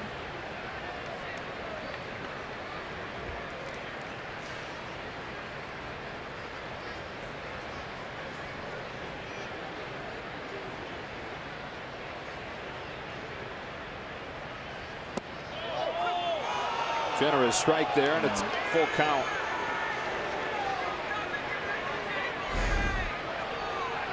Generous as we look at that on PitchCast, but that was the same spot that ended up calling Nick Williams out on and getting the strikeout. Arrieta's saying, okay, but I'm going right there when I'm on the mound. And winds up striking out, bunting and foul. So potentially a big strike 2 call there from Adam Hamari. 2 away. Might have helped. Not only just did it literally help Buehler in that at bat, but just little calls like that can possibly just get him just back on track and say, okay, there it is, got the zone, got that out. Now I can relax, especially after giving up that home run, followed up with a base hit. Scott Alexander, who has pitched in both games in this series, but Dave Roberts saying would be available to give him something today. Earlier than we're used to seeing him. At the heart of the order here. The top of the order here. Andrew Knapp taking ball 1.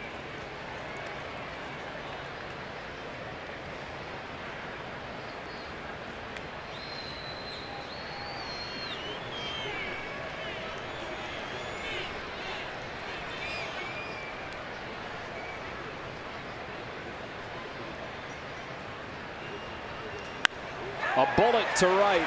That's going to get by Kemp and bounce off the wall. Valentin hits third and heads for the plate.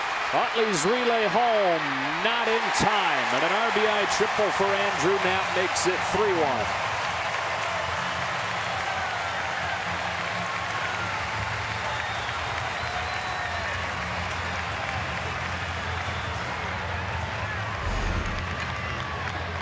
Well, we were talking about, does that call get him back on track? Unfortunately, it doesn't. Slightly misses his spot. Not doing a good job getting to that ball, barreling it up and driving it to right field. Scored a double and takes third on the throw. So the Phillies have broken the tie with 2 here in the 5th. And their best hitter, Rhys Hoskins, coming up.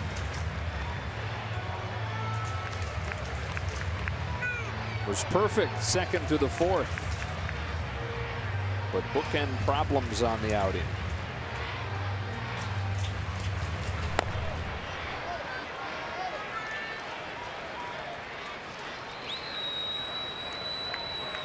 They'll put Hoskins on. You may see Dave Roberts go get Scott Alexander now for Odubel Herrera.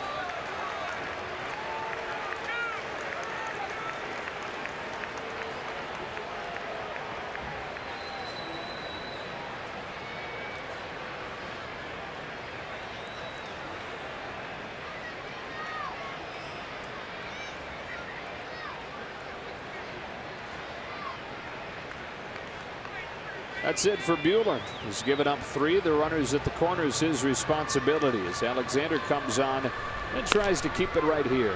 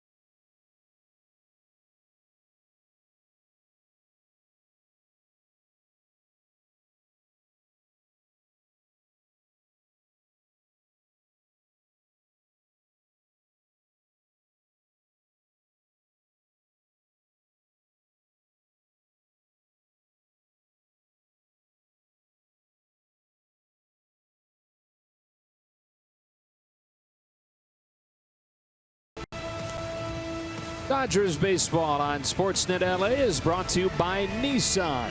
Choose Nissan today for great offers on our most exciting lineup ever. Shop ChooseNissan.com. And by Energy Upgrade California. Walker Buehler's final line not yet finished. He gives up at least 3 runs. Men at the corner is his responsibility. Who's in, who's out, brought to you by In and Out. It's Scott Alexander for the left-handed batting Odubel Herrera. Well, Alexander has thrown twice already in this series, putting up some zeros. We were talking about how well the bullpen has been throwing over the course of this series. Walker Buehler was looking promising before the game. Dave Roberts was asked about his limit. He was thinking maybe 100 pitches for Walker Buehler. Most he's thrown this year has been 97. Comes out with just 90, unfortunately. It's looking really good, especially after that first inning settled in nicely. And it just seemed like, you know, that's Scott Kingery home run just kind of rattled him a little bit. So he hands it off to a bullpen that in this series, not counting Kike Hernandez, has given up 1 run in 12 1/3. Alexander's been a big part of that. Starts Herrera with a strike on the corner.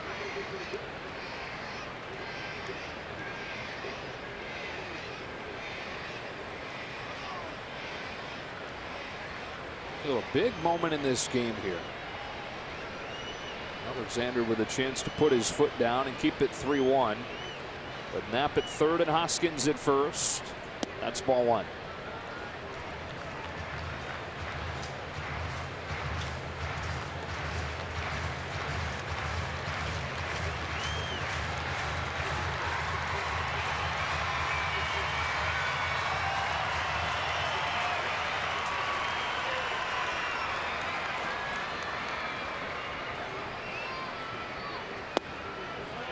Two and 1.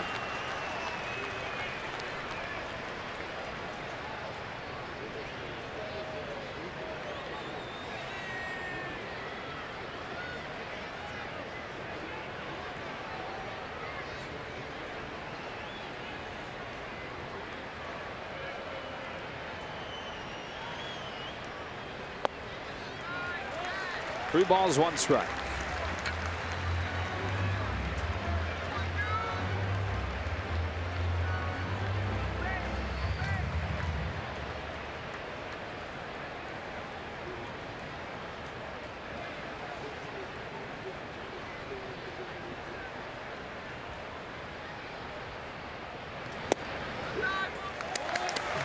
Herrera earns the walk and loads the bases for Carlos Santana.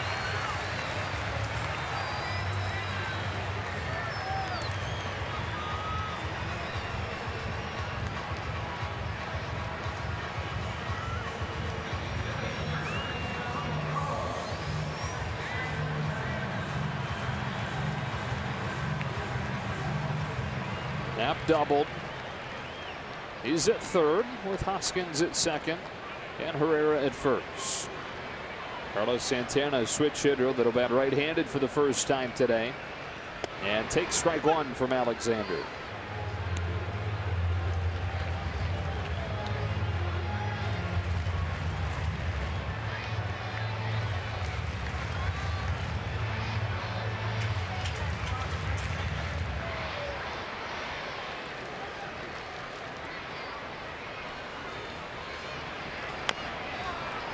Oh, 2.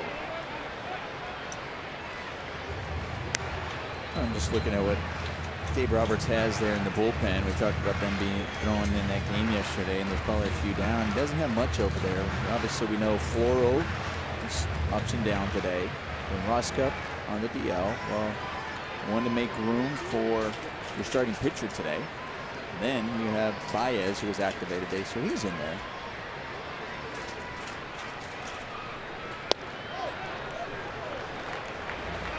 I'm sure there's a few others out there that probably shut down. You know, Jansen was thrown 2 days in a row.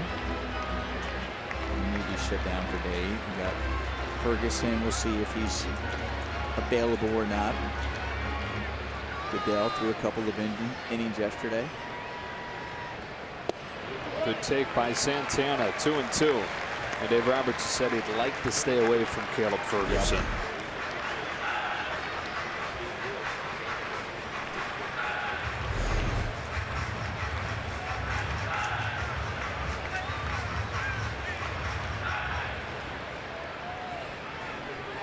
Santana trying to break things open for the Phillies. Alexander trying to keep it right here.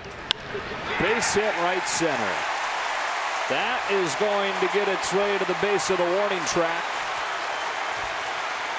Here's Hernandez, throw to the plate. Not in time. He's unloaded the bases, and the Phillies lead 6-1.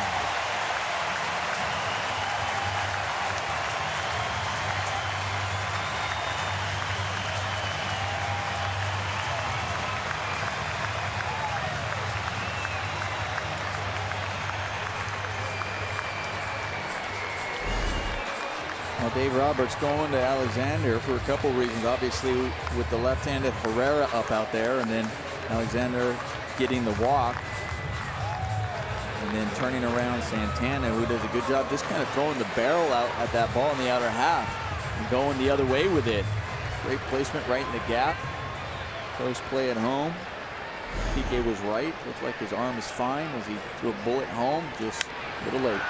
Now Franco with a fly ball to center that Alex Verdugo will catch. And that's the inning. But the Phillies with a 5 spot and a 6-1 lead to the 6th.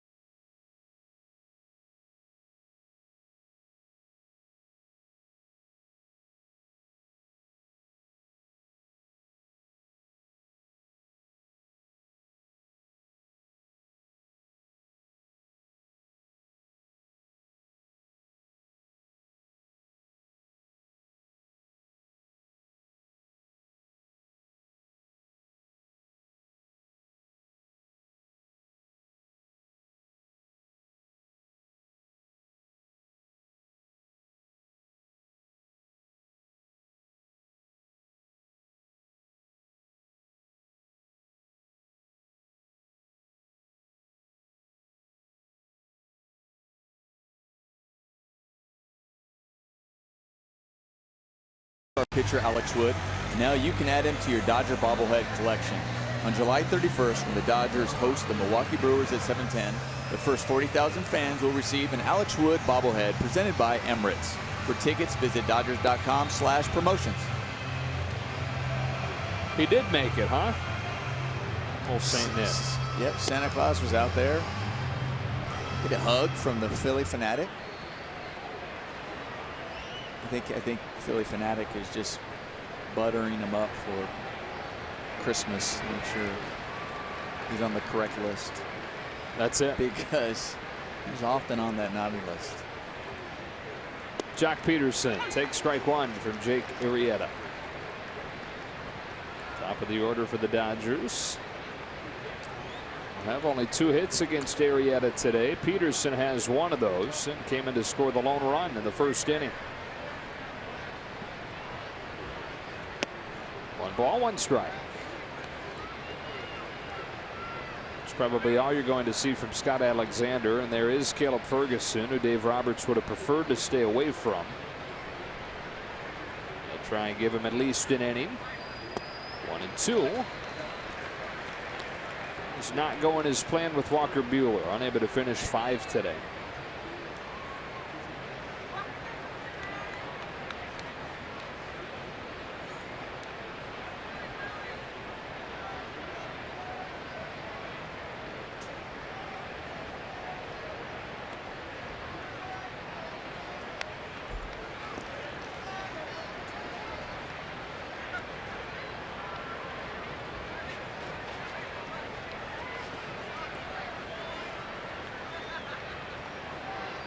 4 Ks for Jake Arrieta. He's walked 1. He's walked 2.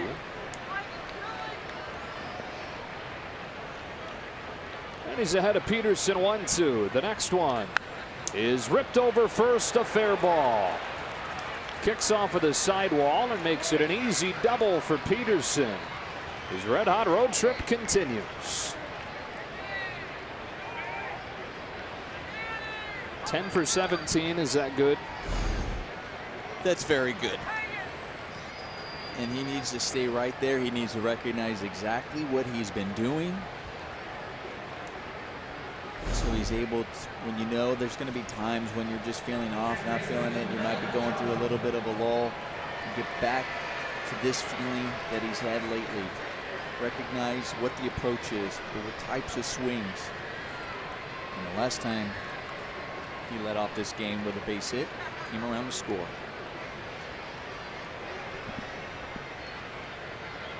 Leadoff man in scoring position. Manny Machado swings through a center cut fastball. Strike 1. First inning walk extended his on base streak to 25 games, but a third inning strikeout has him at 1 for 12 in this series.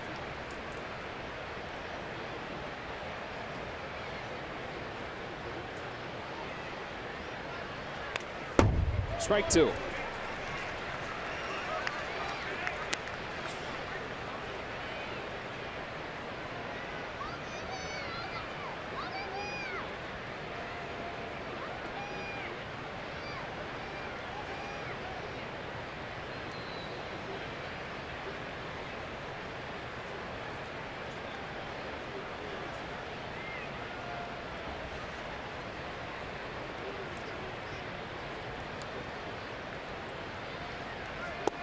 On the corner, got him.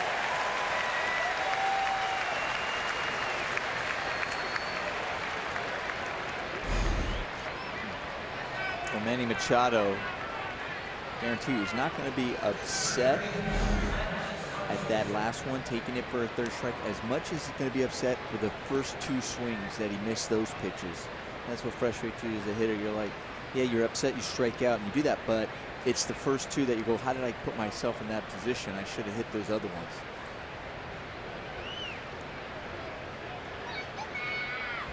It's on Muncy. Strikeout and a walk for him today. Hits this one down the left field line, but it'll peel into the seats.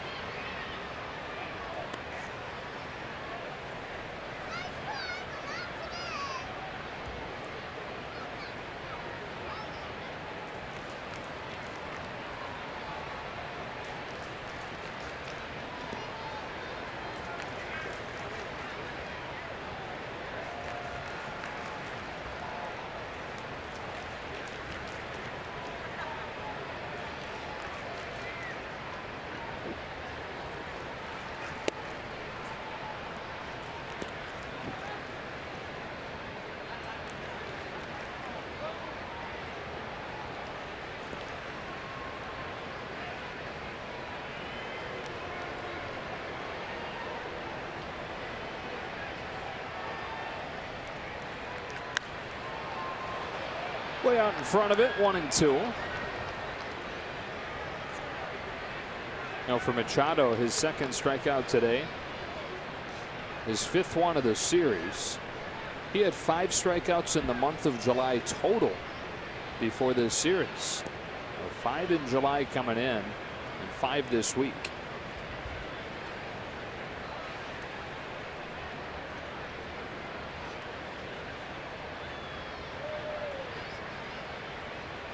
The 1-2. Once he takes it in the dirt, the count evens up.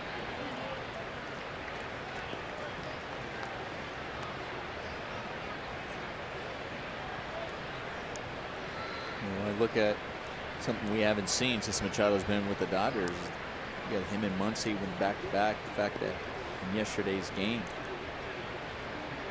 0 for 13. We've been talking about the top third of the order, right, how productive it was in Milwaukee, and the first game of this series. Phillies pitching, doing a good job the last 2 nights against it. at least against 2 and 3. Jock Peterson has continued to produce out of the leadoff spot.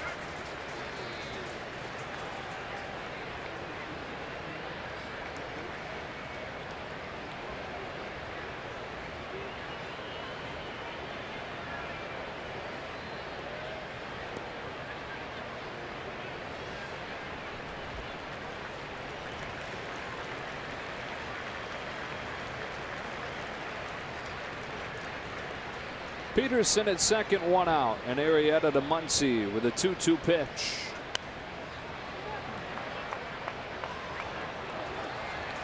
He's got the same reaction you said Machado would have on one of the earlier pitches. Yep, is fouling off pitches that are hittable in the middle of the plate.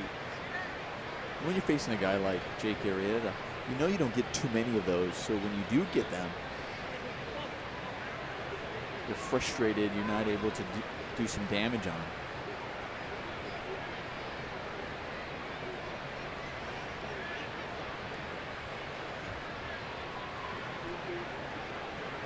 Another 2-2. Fly ball the other way. That sends Hoskins back at the wall. There it goes. Opposite field home run for Max Muncy.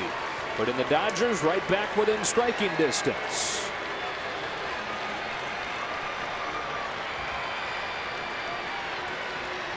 Second of the series, 24th of the season, 6-3 in the 6th. Why I really enjoy watching Max Muncy over the course of the season. He gets a fastball on the inner half that he fouls off, and you saw him shaking his head. And we're talking about the frustration because it was a ball he feels like he should have hit. When you're frustrated with yourself, you're upset, then you have to regroup. A lot of times you either try to muscle or you're thinking if they're trying to pound me in, I'm going to turn on it. I'm not going to miss the next one. No, it goes away and he doesn't pull off the ball. He still stays on it. His approach is about looking from gap to gap. And because of it, he's still able to stay on that ball and drive it out the opposite direction. Now it's Matt Kemp, who has seen as many pitches in this plate appearance already as he has in his first 2 combined. Sacrifice fly his first time up on the first pitch, and then grounded into a double play his next time. Now the 1-1 is high. Max Muncy, 24 home runs.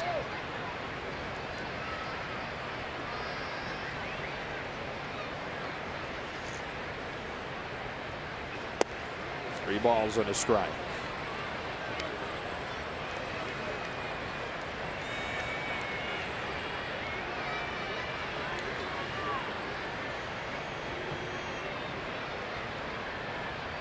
At Kemp, fouls off 2-seam.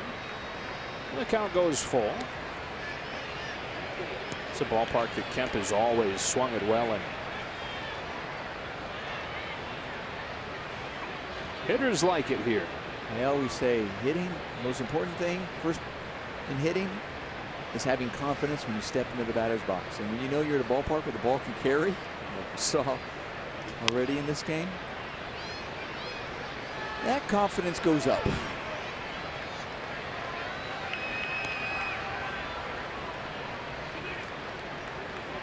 Kemp lifetime in this ballpark, 339. There's only 2 visiting players that have been better. Citizens Bank Park. 3-2 again. Foul again. Don't see too many deep at-bats from Kemp because he is so aggressive. But he's working Arrieta's pitch count up a little bit here. Ready to see another full count offering. This will be the 8th pitch of the at-bat.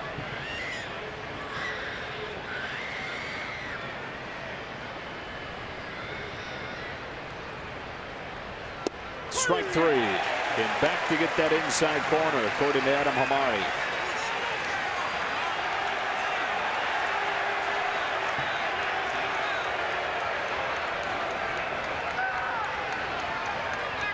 Kemp got in the ear of Hamari.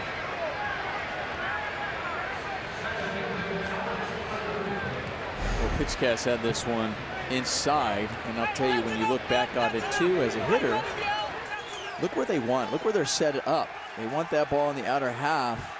And he's upset because when you look back, you could also see the catcher move his glove to catch that ball. And you're thinking, okay, well, he missed his spots and you're still giving it to him. And then a shouting match you might have heard over our field microphones ensued between the Dodger dugout and Hamari. He turned over there to address him. Ball one on Alex Verdugo. Yeah, Dave Roberts, Bob Guerin, Rick Honeycutt, all the brass over there letting Hamari hear it on Kemp's behalf.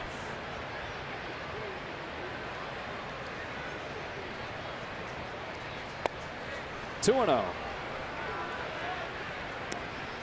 Verdugo had his first hit and his most recent call up his last time up. It was a double.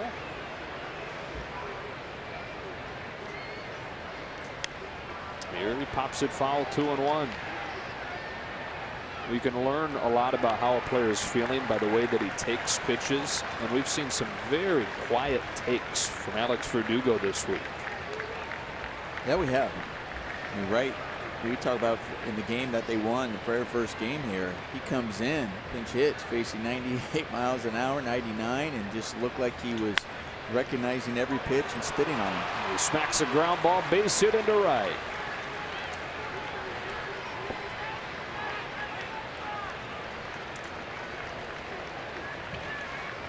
A strikeout for Arrieta looming large now. Instead of 2 on with 1 out. 1 on with 2 out. And Chase Utley.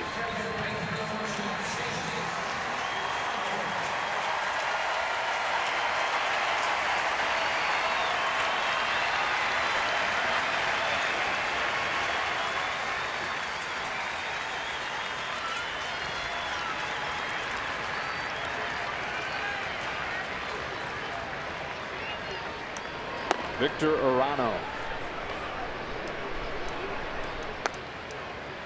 It's kind of that in-between part where fans are thinking there's a chance that this could be his last at-bat.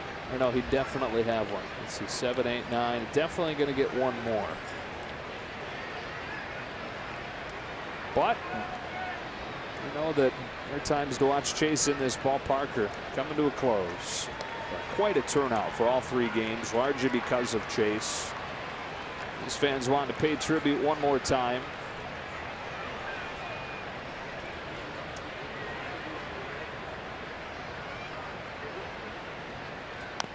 Strike one.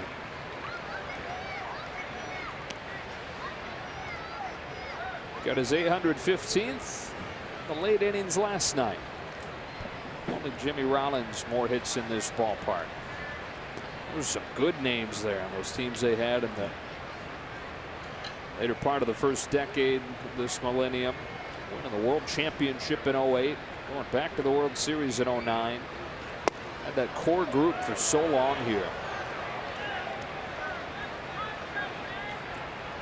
Chase said during the press conference prior to this series that if you were a young ball player, he takes pride in the fact that those are teams that you could learn from watching the way they played the game. Those names you saw on that list.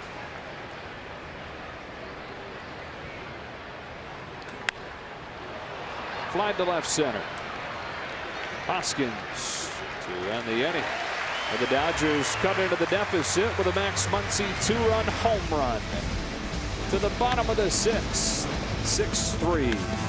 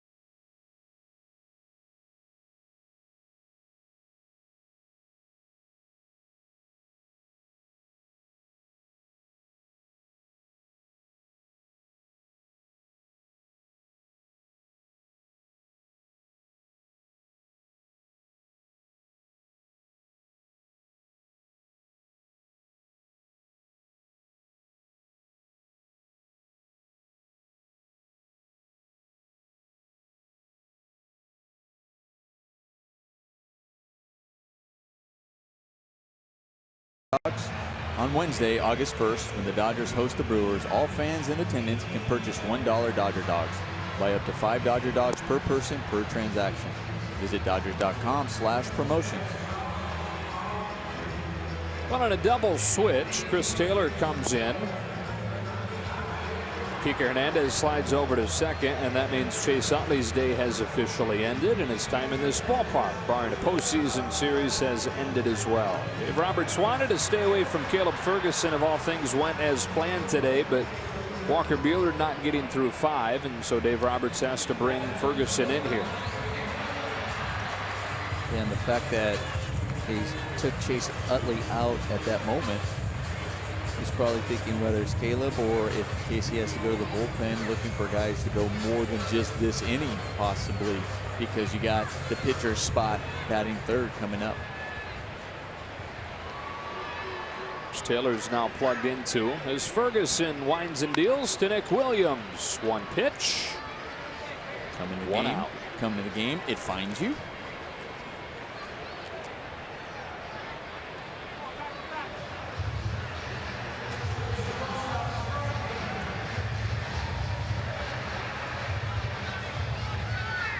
Here's Scott Kingery. Solo home run. Not just broke the tie against Walker Buehler, but seemed to shake him to the point where he couldn't recover. And eventually 5 runs scored in that 5th.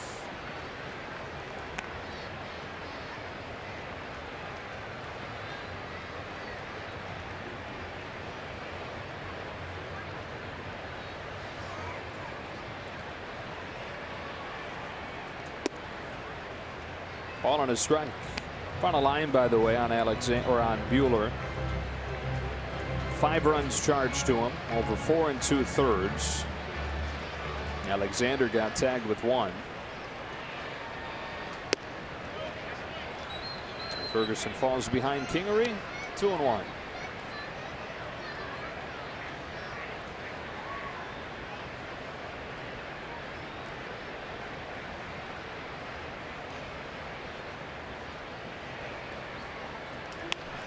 Fly to left field. Peterson back onto the track at the wall to make the catch.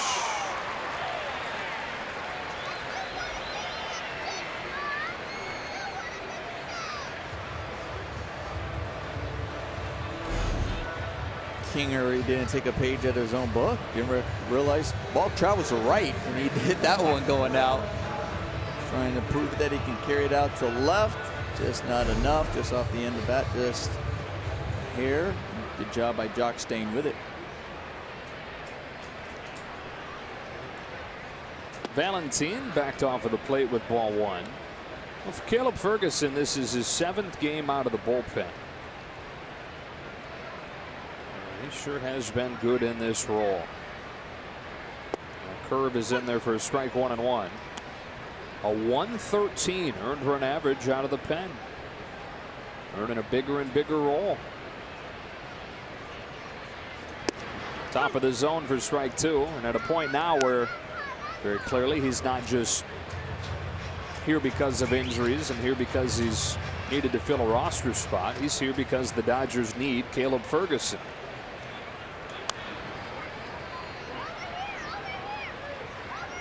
Injuries opened the door, but he stepped right through it. You've seen a lot of players when they're in that Dodger uniform over the course of the years. When there's been injuries and opportunities, guys have taken advantage of it. We say it time and time again. Now it's not just the 25 guys that start the season. They know it's going to take everybody that may not break camp with them, but down in AAA, they do an excellent job communicating with them, letting them know that you are going to make an impact on this ball club up here at some point.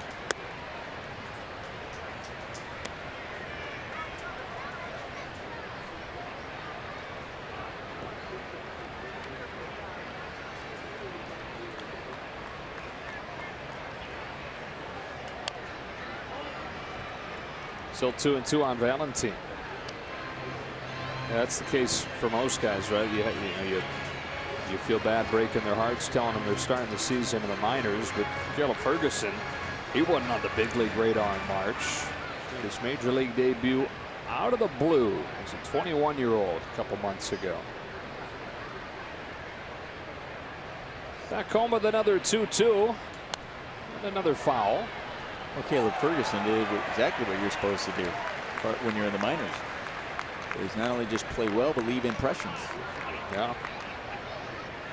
And make them think of you if the opportunity presents itself. And really, it seemed like it wasn't worrying about what's going on ahead of him. Just in the moment, getting the job done. Getting the job done again with a 1-2-3-6. 6-3 game to the late innings in Philly.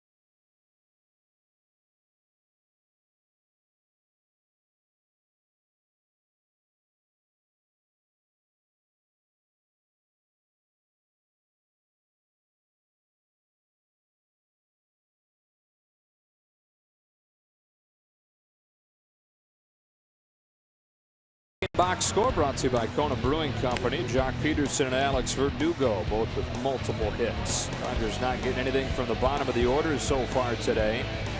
They trail at 6-3 as we go to the 7th. And Kepler goes to his bullpen with Victor Arano replacing Jake Arrieta. Well, I thought Victor Arano, I mean, the bullpen for the Phillies was obviously very good yesterday for them to be able to pull out that win and putting up the zeros that they did. But Arano coming in the 8th. He pitched the 8th and the 9th, but he was getting the heart of the Dodgers lineup. And he ended up retiring all 6 batters in a row that he faced. Here it is, the bottom part of the order that we just mentioned, empty so far. From the 6th spot with Chase Utley down to the 9th spot. Combined 0 for 9 this afternoon. 1 ball and no strikes. The Phillies came from behind each of the first 2 games. Good balance. Dodgers trying to do it here in the finale. The game that they trailed 6-1 before Muncy's homer. Ball and a strike. It's amazing how his friend next to him was able to do the bottle flip and land it right on his head. I wish we had caught that on video. Yeah, that was a great landing. Not easy to do. Oh, well, way to ruin it. I was telling you exactly how it happened.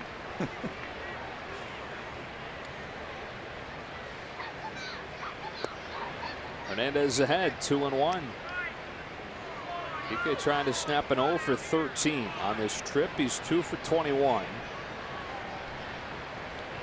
One of those 2 hits, a home run.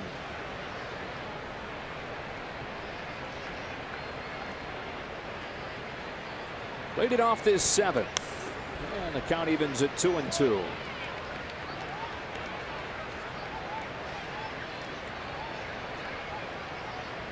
On to Atlanta when this one finishes.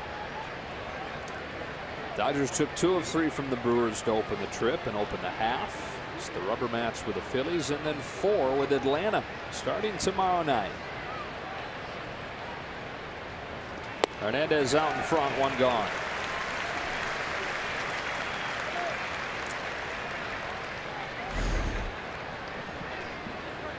Well, I was just touching on it, how effective Arano has been. He's put on that Philly uniform, and that was just a great off-speed pitch, which looked just like his fastball coming out of his hand. Took something off of it. Great speed, slight break on it. Grandal pinch hits for Austin Barnes, coming off his 2-home run night last night. Went deep from the left side and the right side.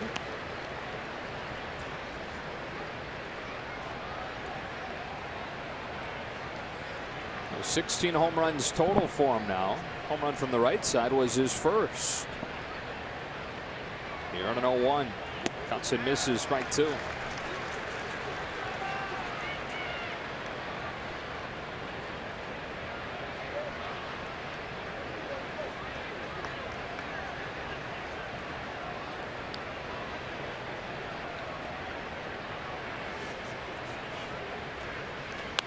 Ground ball, and first Santana, 2 up and 2 down.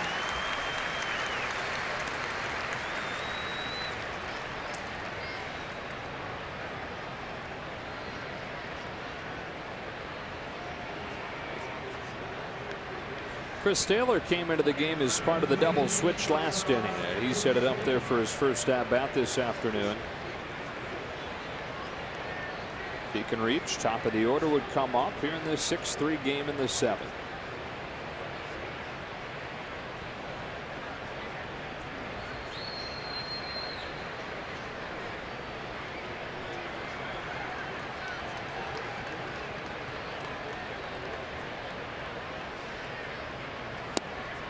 Strike 1.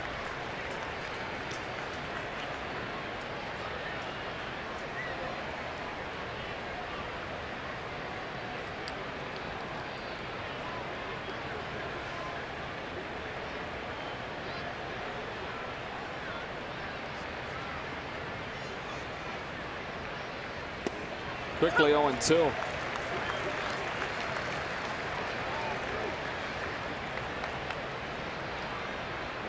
Victor Arano, 23-year-old from Mexico.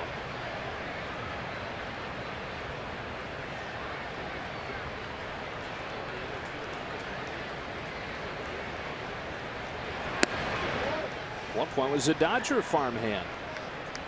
In his first year as a pro in the Dodgers system, and then was traded over here in 2014.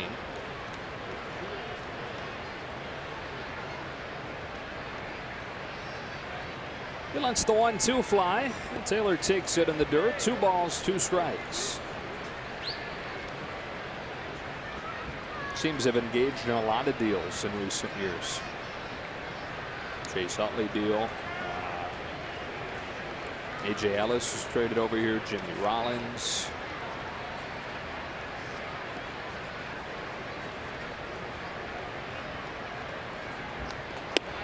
Backed up, but he missed it. And the Dodgers down in order in the 7th. We stretch in Philadelphia.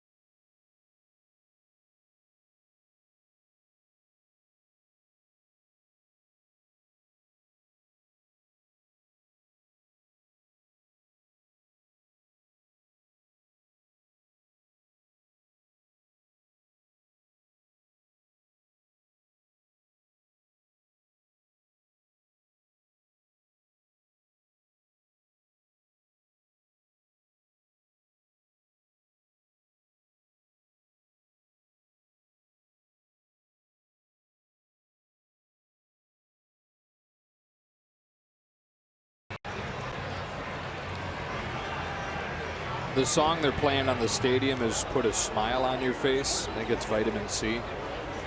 This could be like the music video for that. That would definitely put a smile on your face. Ice cream cures all. Randall, after pinch hitting, stays in and do the catching for a second inning from Caleb Ferguson, whose first pitch is low. And doesn't it just seem to taste better when you have it in a baseball helmet? Oh, like yeah. That? I mean, you're just like, oh, yeah. Cesar Hernandez pinch hitting, ahead 2-0.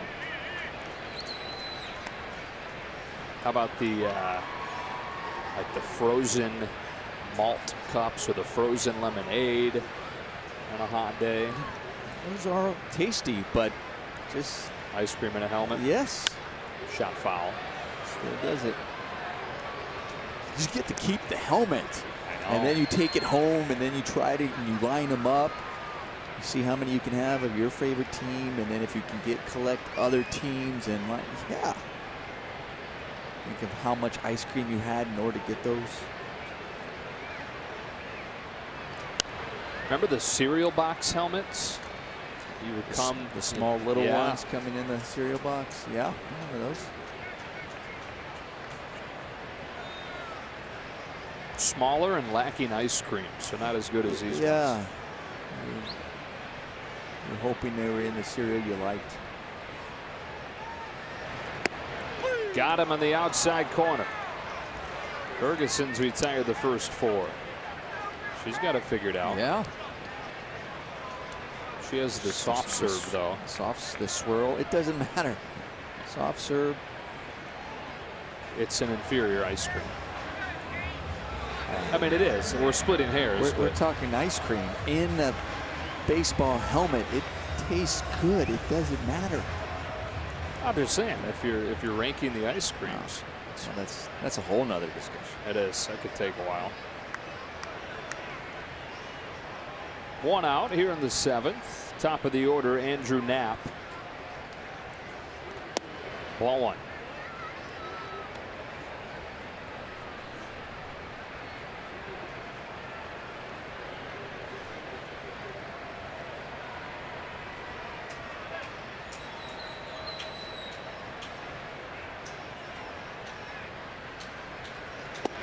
Strike 1. You know, one of the highlights of Philadelphia is its press, you know, for us is its press dining. And one of the highlights of the press dining is Frankie, who serves, it's like an actual ice cream shop in there. That is true. Frankie's been here for a long time, putting smiles on everybody's faces. Turkey Hill is a brand of choice around here. Salted caramel. Solid. Yes. Put a little salt on top of it. You double up? Salt. It's an option. Wow. It's there for you.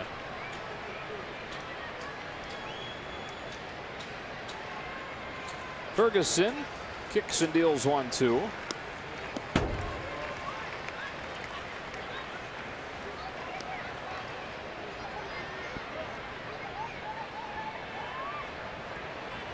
Knapp set the tone today.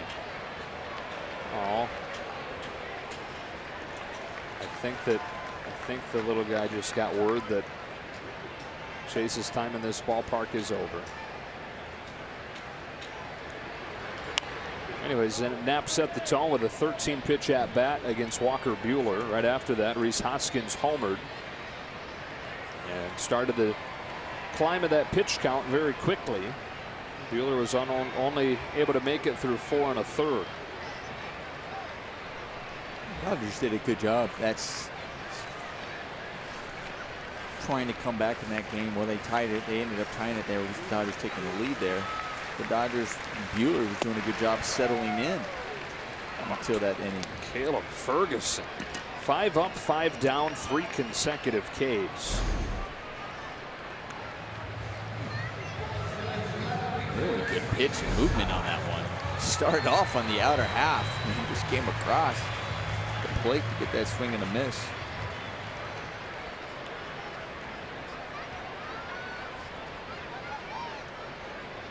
Home run, a walk, and a couple of runs for Hoskins.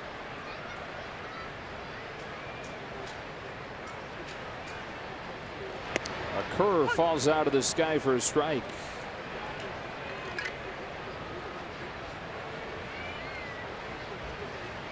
Former 38th round pick, Caleb Ferguson out of West Jefferson, Ohio, just outside of Columbus. Small town, about 5,000 people there. Worked out great that for his major league debut, it fell in Pittsburgh, just a few hour drive away. A bunch of friends and family there. And about 40 tickets picked up by people there to see Caleb.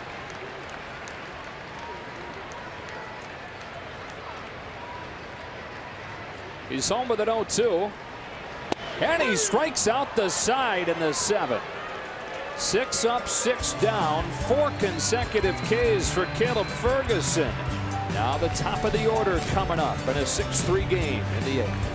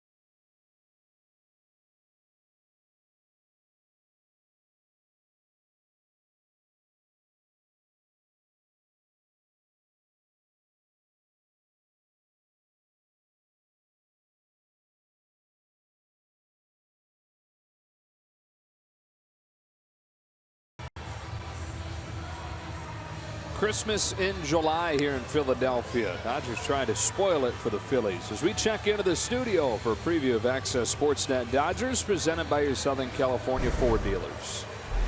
All right, thanks, Joe. The difference right now through 7 innings, that 5-run 5th inning by the Phillies off Walker Buehler and the Dodgers. Dodgers still very capable in a Philadelphia bullpen. They can give it up once in a while. These guys will break it down after the game, plus a reaction from the clubhouse. We'll see you soon.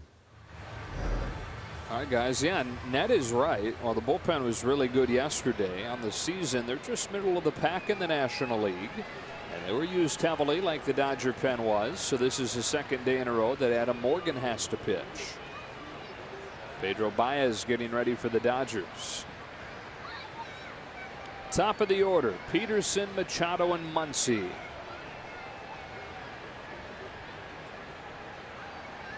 It's the hottest Dodger hitter, Jock Peterson. 2 more hits today. And on this road trip, 10 for 17.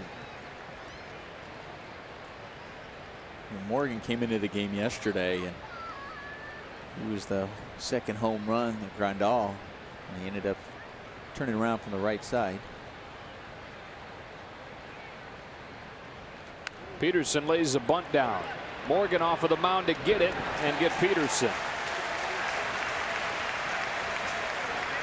That's a good idea. Just unfortunate on the execution. Leading off the inning. We talk about how hot he's been swinging the bat. Just trying to find a way to get on. That's what you're supposed to do, especially being down by 3. Just didn't place it where he wanted to.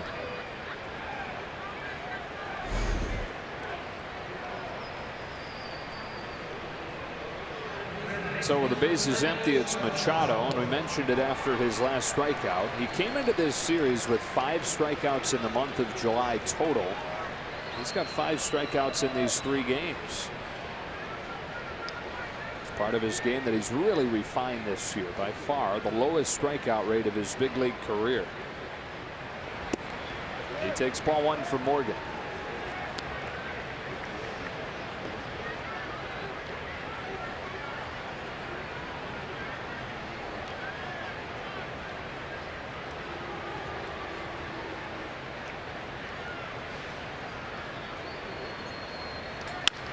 Opposite field base hit.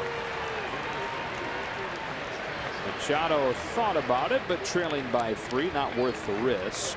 It's a 1-out single. And it brings up Max Muncy. Take a look at his home run from the 6th inning, brought to you by StatCast AI, powered by AWS. Max Muncy utilizes all fields for the home runs. We were talking about that home run, how impressive it was after swinging and missing and being frustrated with a fastball in the inner half. Regrouping, staying on the ball, and driving it the other way. That's another thing you were talking about. Manny Machado was thinking about it. You're right. He's thinking about possibly maybe going to second scoring position. It's in the back of your mind, you also know Max Muncy's sitting behind me. You know, we're down by 3. You're not going to risk it because you're down by 3. You need base runners here at this point. And also the man behind you feels like you're in scoring position when you're at first base. He's 24 home runs this season, with Matt Kemp to follow him on this 1-0. Muncy bends back on ball 2. He's been one of the best left-handed hitters in baseball this year against left-handed pitchers.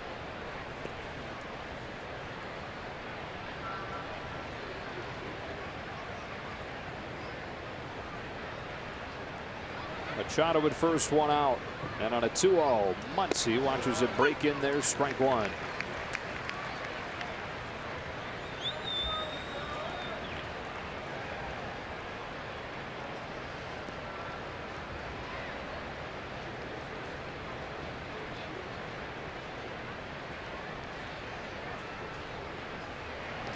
A lot of break to that one, 2-2. Let's see how it froze Muncy. Here he just kind of gives up on this, freezes, and even flinches a little bit, thinking it was coming at him.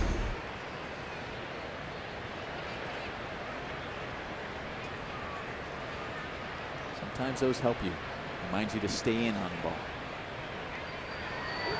Threw the same pitch and got him swinging.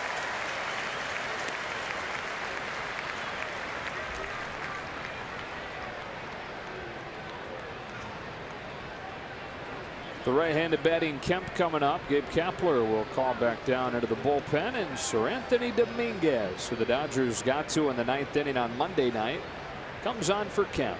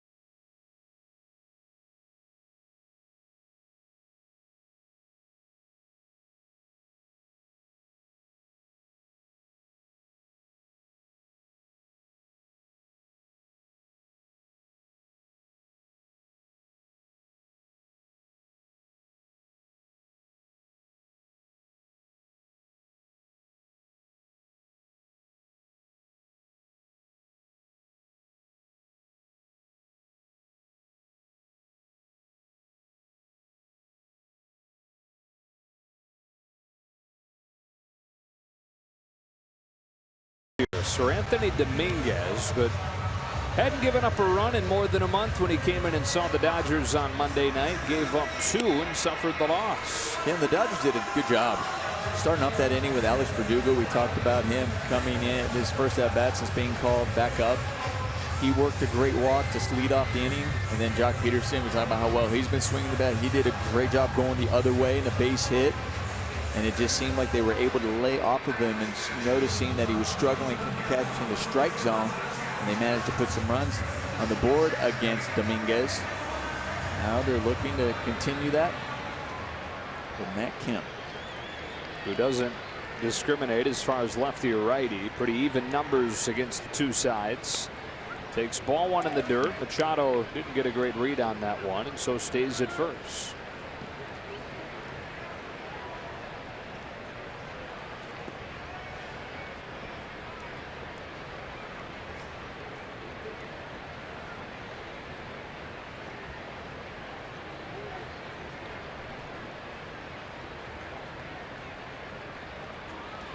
One and 1.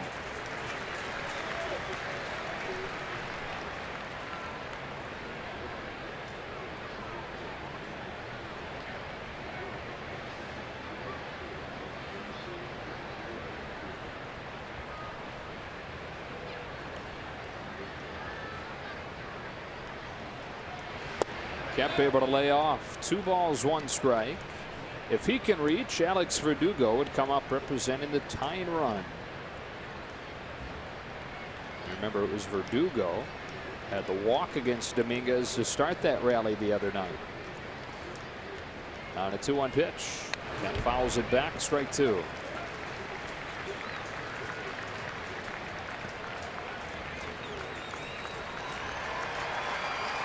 .98 miles an hour. That velocity allows you to get away sometimes. The pitches going down the middle, and it can be fouled off.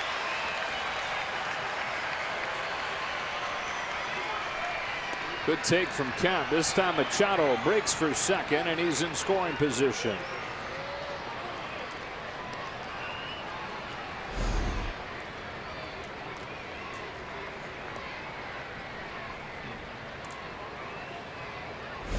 The technique was right. It just hit this thumb part of his glove that kicked away from him.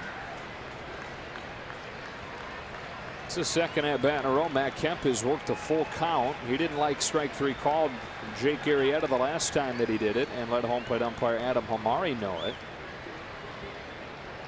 He's worked it full again. Machado at second and 2 gone in the 8th.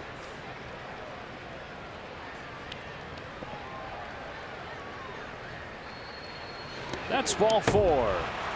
Machado to third, Kemp to first, and Verdugo to the plate with a chance to tie it with 1 swing.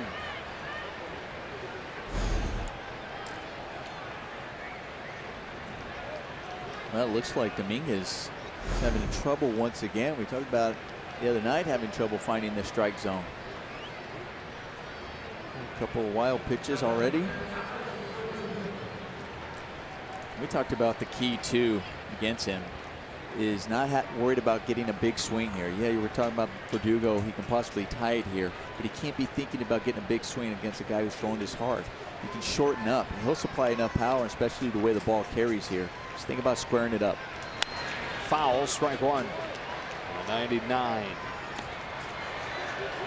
Spent 2.5 months in AAA and was called back up for this series. And first guy that he faced was Dominguez, throwing 99, touching 100, and he calmly earned the walk. He was with the Dodgers down a run in the 9th inning. Here down 3 runs in the 8th inning. 1 ball, 1 strike.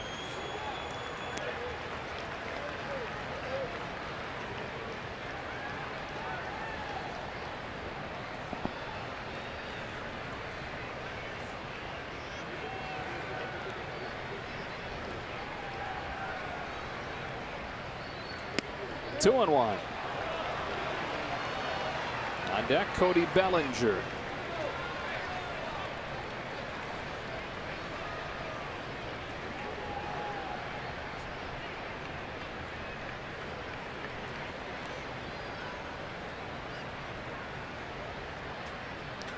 High drive, right center field. Williams on the move. At the wall, Herrera to make the catch. He just missed.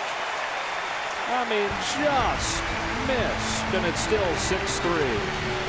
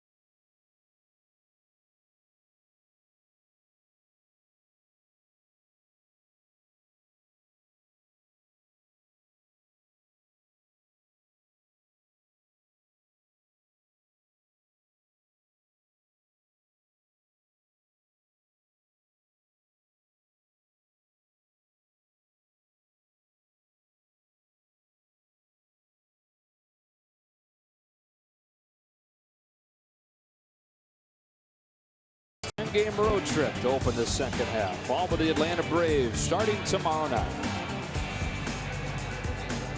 And it's home for the Brewers on Monday. The Astros also coming in that homestand. As Pedro Baez comes into the game, Nomar, for his first game in the big since June 9th. Well, he didn't have much time to land, get to the hotel, get recalled, say hi to everybody. Just landed and came straight to the ballpark. Said, put your uniform on. We may need you today. Get in the game, and here he is. The plan initially was for him to join the team in Atlanta, but with what transpired last night, the 16-inning game, there was a need for him, need for a fresh arm. And so here he is. Thrown right into the fire. 3, 4, and 5 for the Phillies. Herrera, Santana, Franco.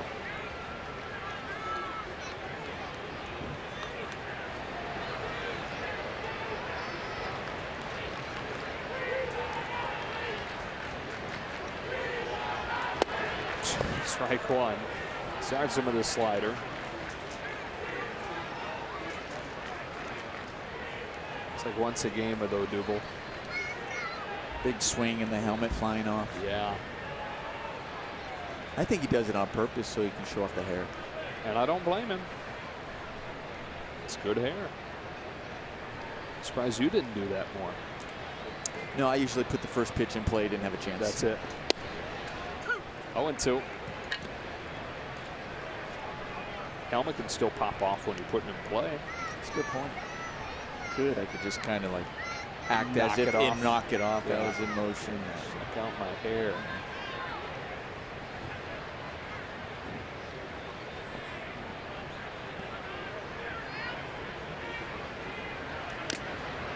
Good change up in there. I wouldn't do that because I was already mad at the helmet for it being on, messing up the hair. So I'm always amazed at how well your hair holds after a 5-hour day in a headset. I would imagine it was the same in a helmet.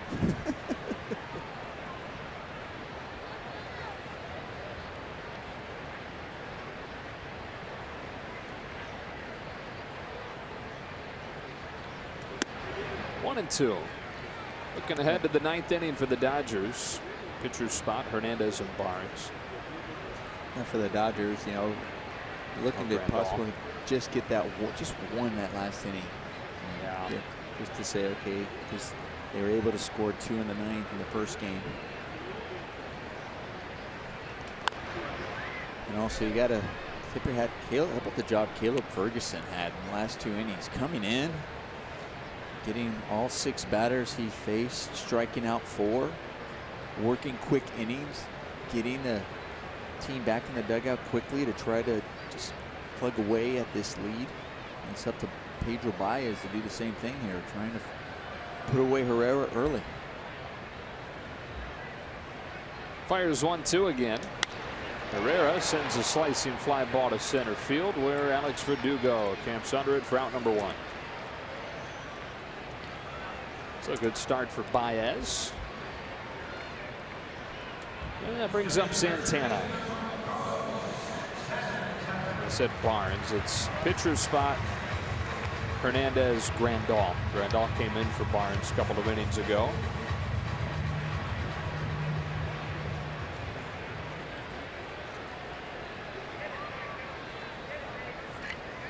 Santana with one of the biggest swings of the day. Bases clearing triple in the 5th. Took it from 3-1 Phillies to 6-1. And right now is the difference.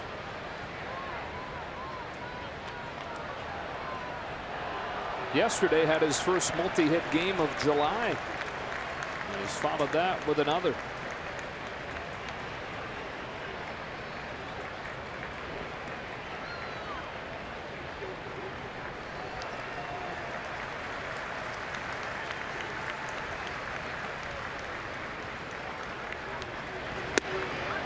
Ball and a strike.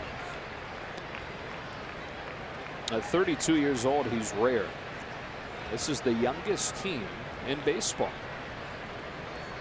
And here they are, 12 games above 500. 1 year after they were 28 games below 500 on this date, and leading the East by a game. Caught the corner, 1-2.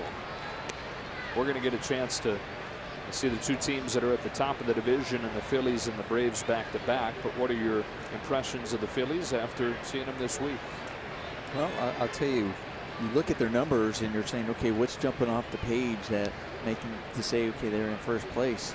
There's nothing that really jumps off, but they just find a way. They've done that with the Dodgers.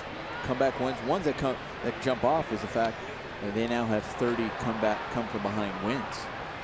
And they've stayed in the games. They found a way to stay, especially yesterday, to come back and get in that one and beat the Dodgers. But they do rely on the long ball. They do rely on the home run. But I think they have staying power, though. I don't think it's one of those teams that I just look at and say, well, they're going to fall off here down the stretch.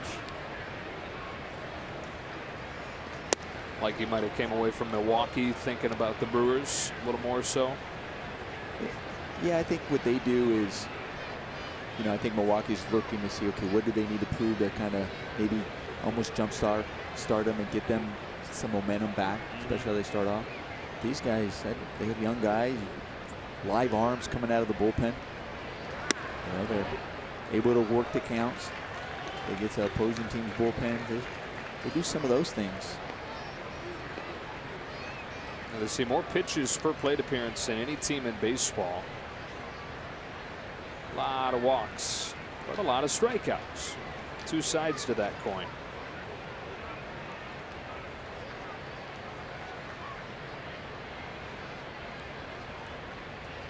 A payoff from Baez and a walk from Santana. He leads the charge when it comes to drawing those. Only Joey Votto has more since Carlos Santana came into the league a decade ago.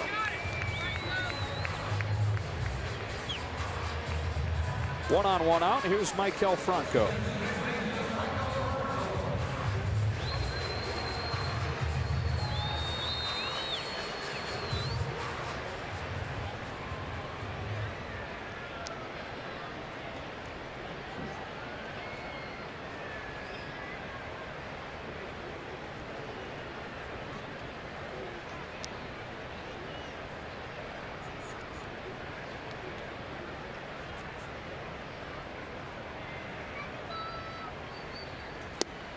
Strike one. A good looking slider from Pedro.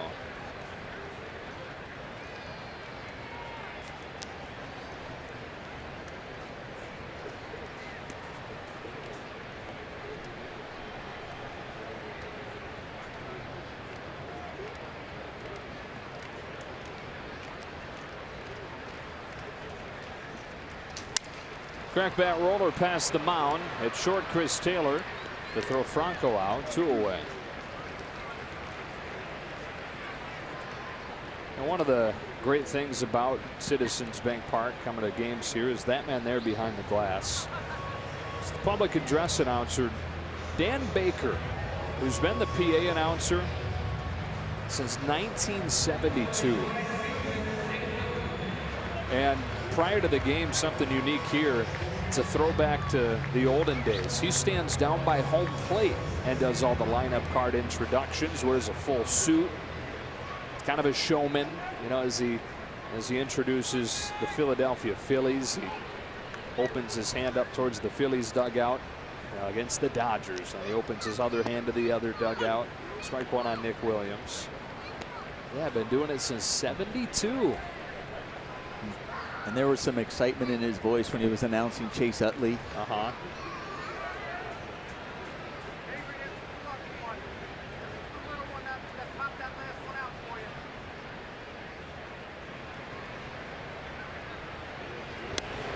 That one gets by Grandal. Santana to third.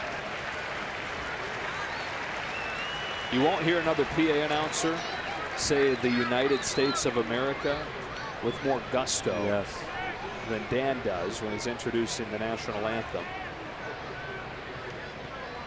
You know, for most, it's time of the United States of America. Here's today's national anthem. For him, there's a dramatic pause before United States of America, and he really punches it as if he's announcing the cleanup hitting first baseman.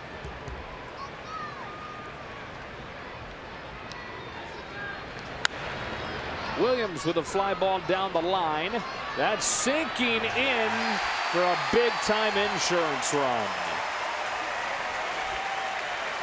Falls in no man's land, and the Phillies have a 7-3 lead.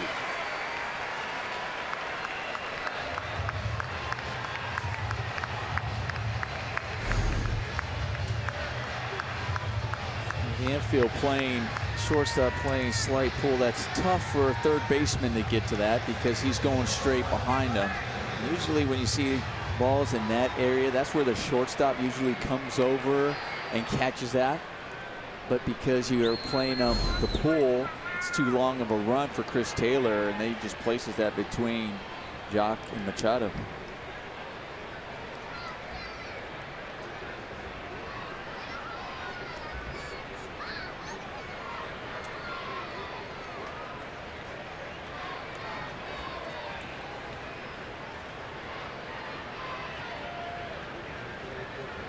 So the inning kept alive for Scott Kingery. Strike one.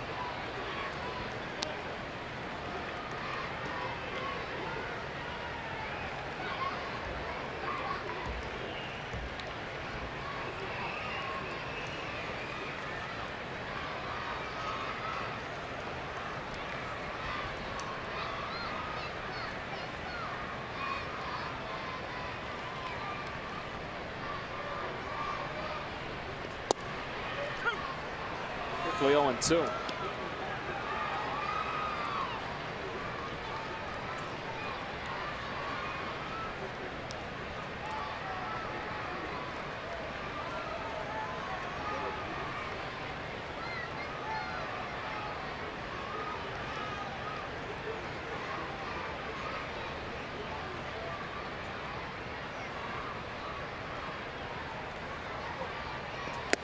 Struck him out.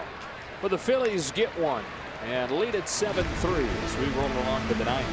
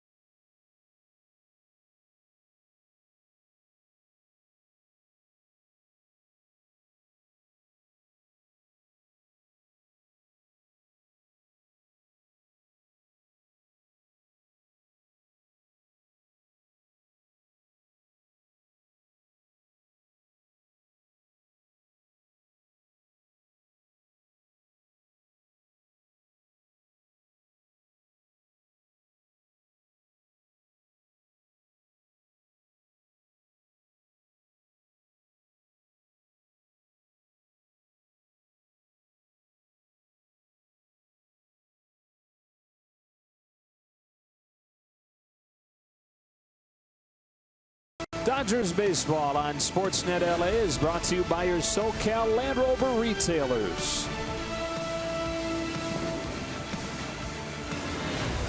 Distinctly Philadelphia. Dodgers wrapping up this 3-game series today and in danger of dropping the final 2. Down 7-3 as we go to the 9th, and Cody Bellinger pinch hit to lead it off. The cheer that you're hearing is they're showing Chase Utley on the video board, with this very likely being the final inning that he spends here.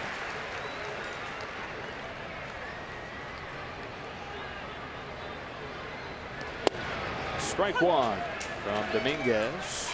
Although who knows, there's a very good chance that these teams meet up in October.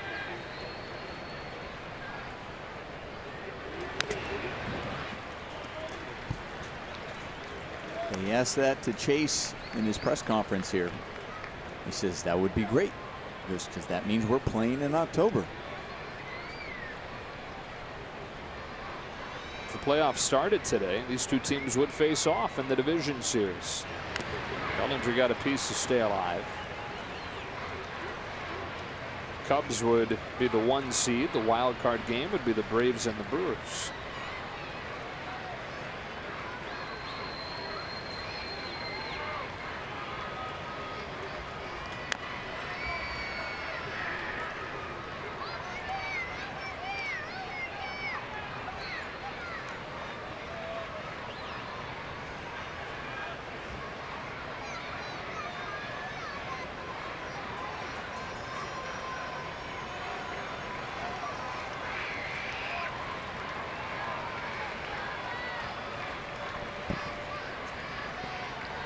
Oh, 2.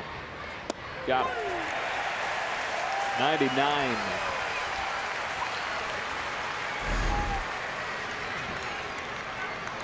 Sometimes you just got to tip your hat to Dominguez there on that pitch. I mean, that's a 99-mile-an-hour fastball down and away with some late movement, tailing right on the corner.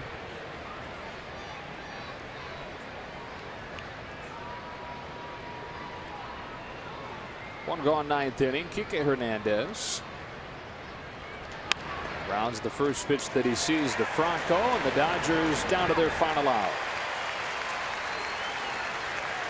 So on to Atlanta from here. 4-game series with the Braves starting tomorrow night. It's Rich Hill for the Dodgers and Anibal Sanchez for the Braves. That'll be 4:35 Pacific time.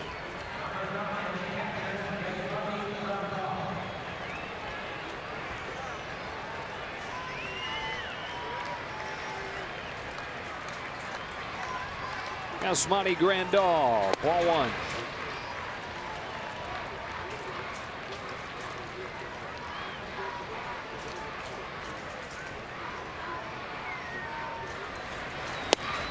Oh, and the Dodgers look back on this series. This is one where the Phillies took control of that 5-run fifth. Last night's going to be the one that really stings. Well, they had the 4-1 lead, and right, it was an out away from getting through 7. Phillies homering their way back and then winning it in 16.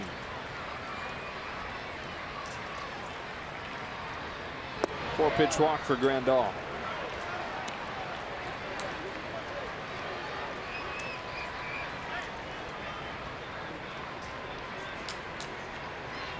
That gets Chris Taylor another chance.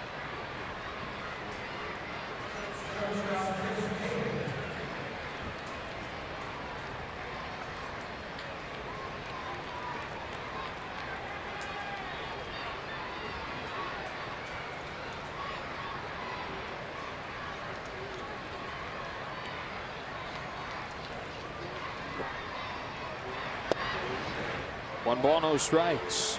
And Andrew Knapp's going to go out there to talk with Dominguez. It's 5 in a row that have missed.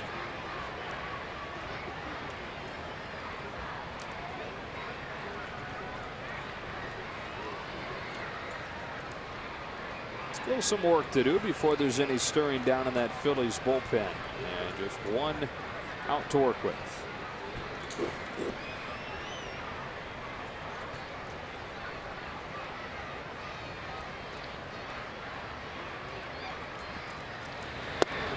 That's a strike. Grandal takes second. No throw.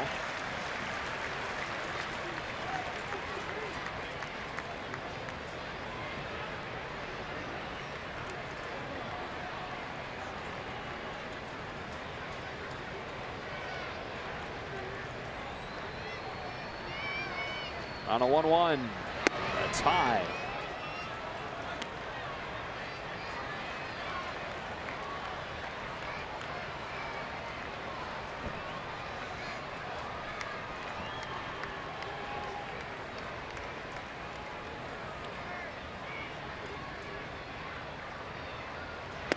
Well, the longer this goes and the longer Dominguez continues to search for the control, the bigger that 2-out insurance run looks in the bottom of the 8th.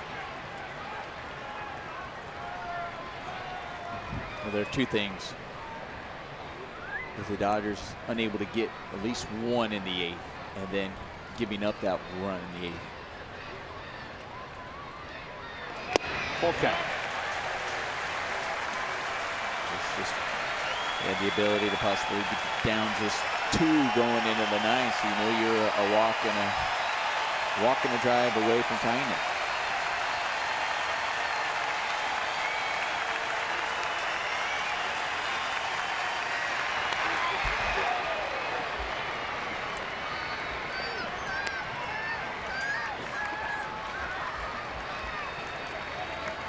Well done by the Phillies and their fans this week honoring Chase Utley. Well done by Chase, deciding to make the announcement a couple weeks ahead of this trip. Another 3-2. Taylor takes strike 3. Can't believe it. Well, the game is over, and the Dodgers have dropped 2 of 3 to the Phillies.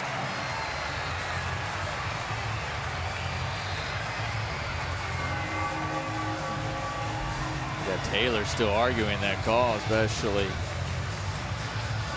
being so close and ending the game on it.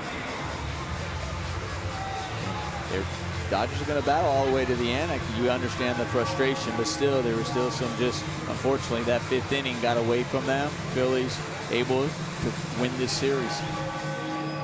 Play of the game is from that 5th, brought to you by Lexus. Carlos Santana with the Phillies in front 3-1, 2 out. Unloaded the bases with a triple to the wall. That made it 6-1. And while the Dodgers were able to get to within 6-3, that is as close as they would come. So the Dodgers fall back into a tie with the Diamondbacks and await the outcome of the D-backs and Cubs game in Chicago. For Nomar, Alana, and the rest of our crew, Joe Davis saying so long from Philly. Access Sportsnet Dodgers begins now. We'll talk to you from Atlanta.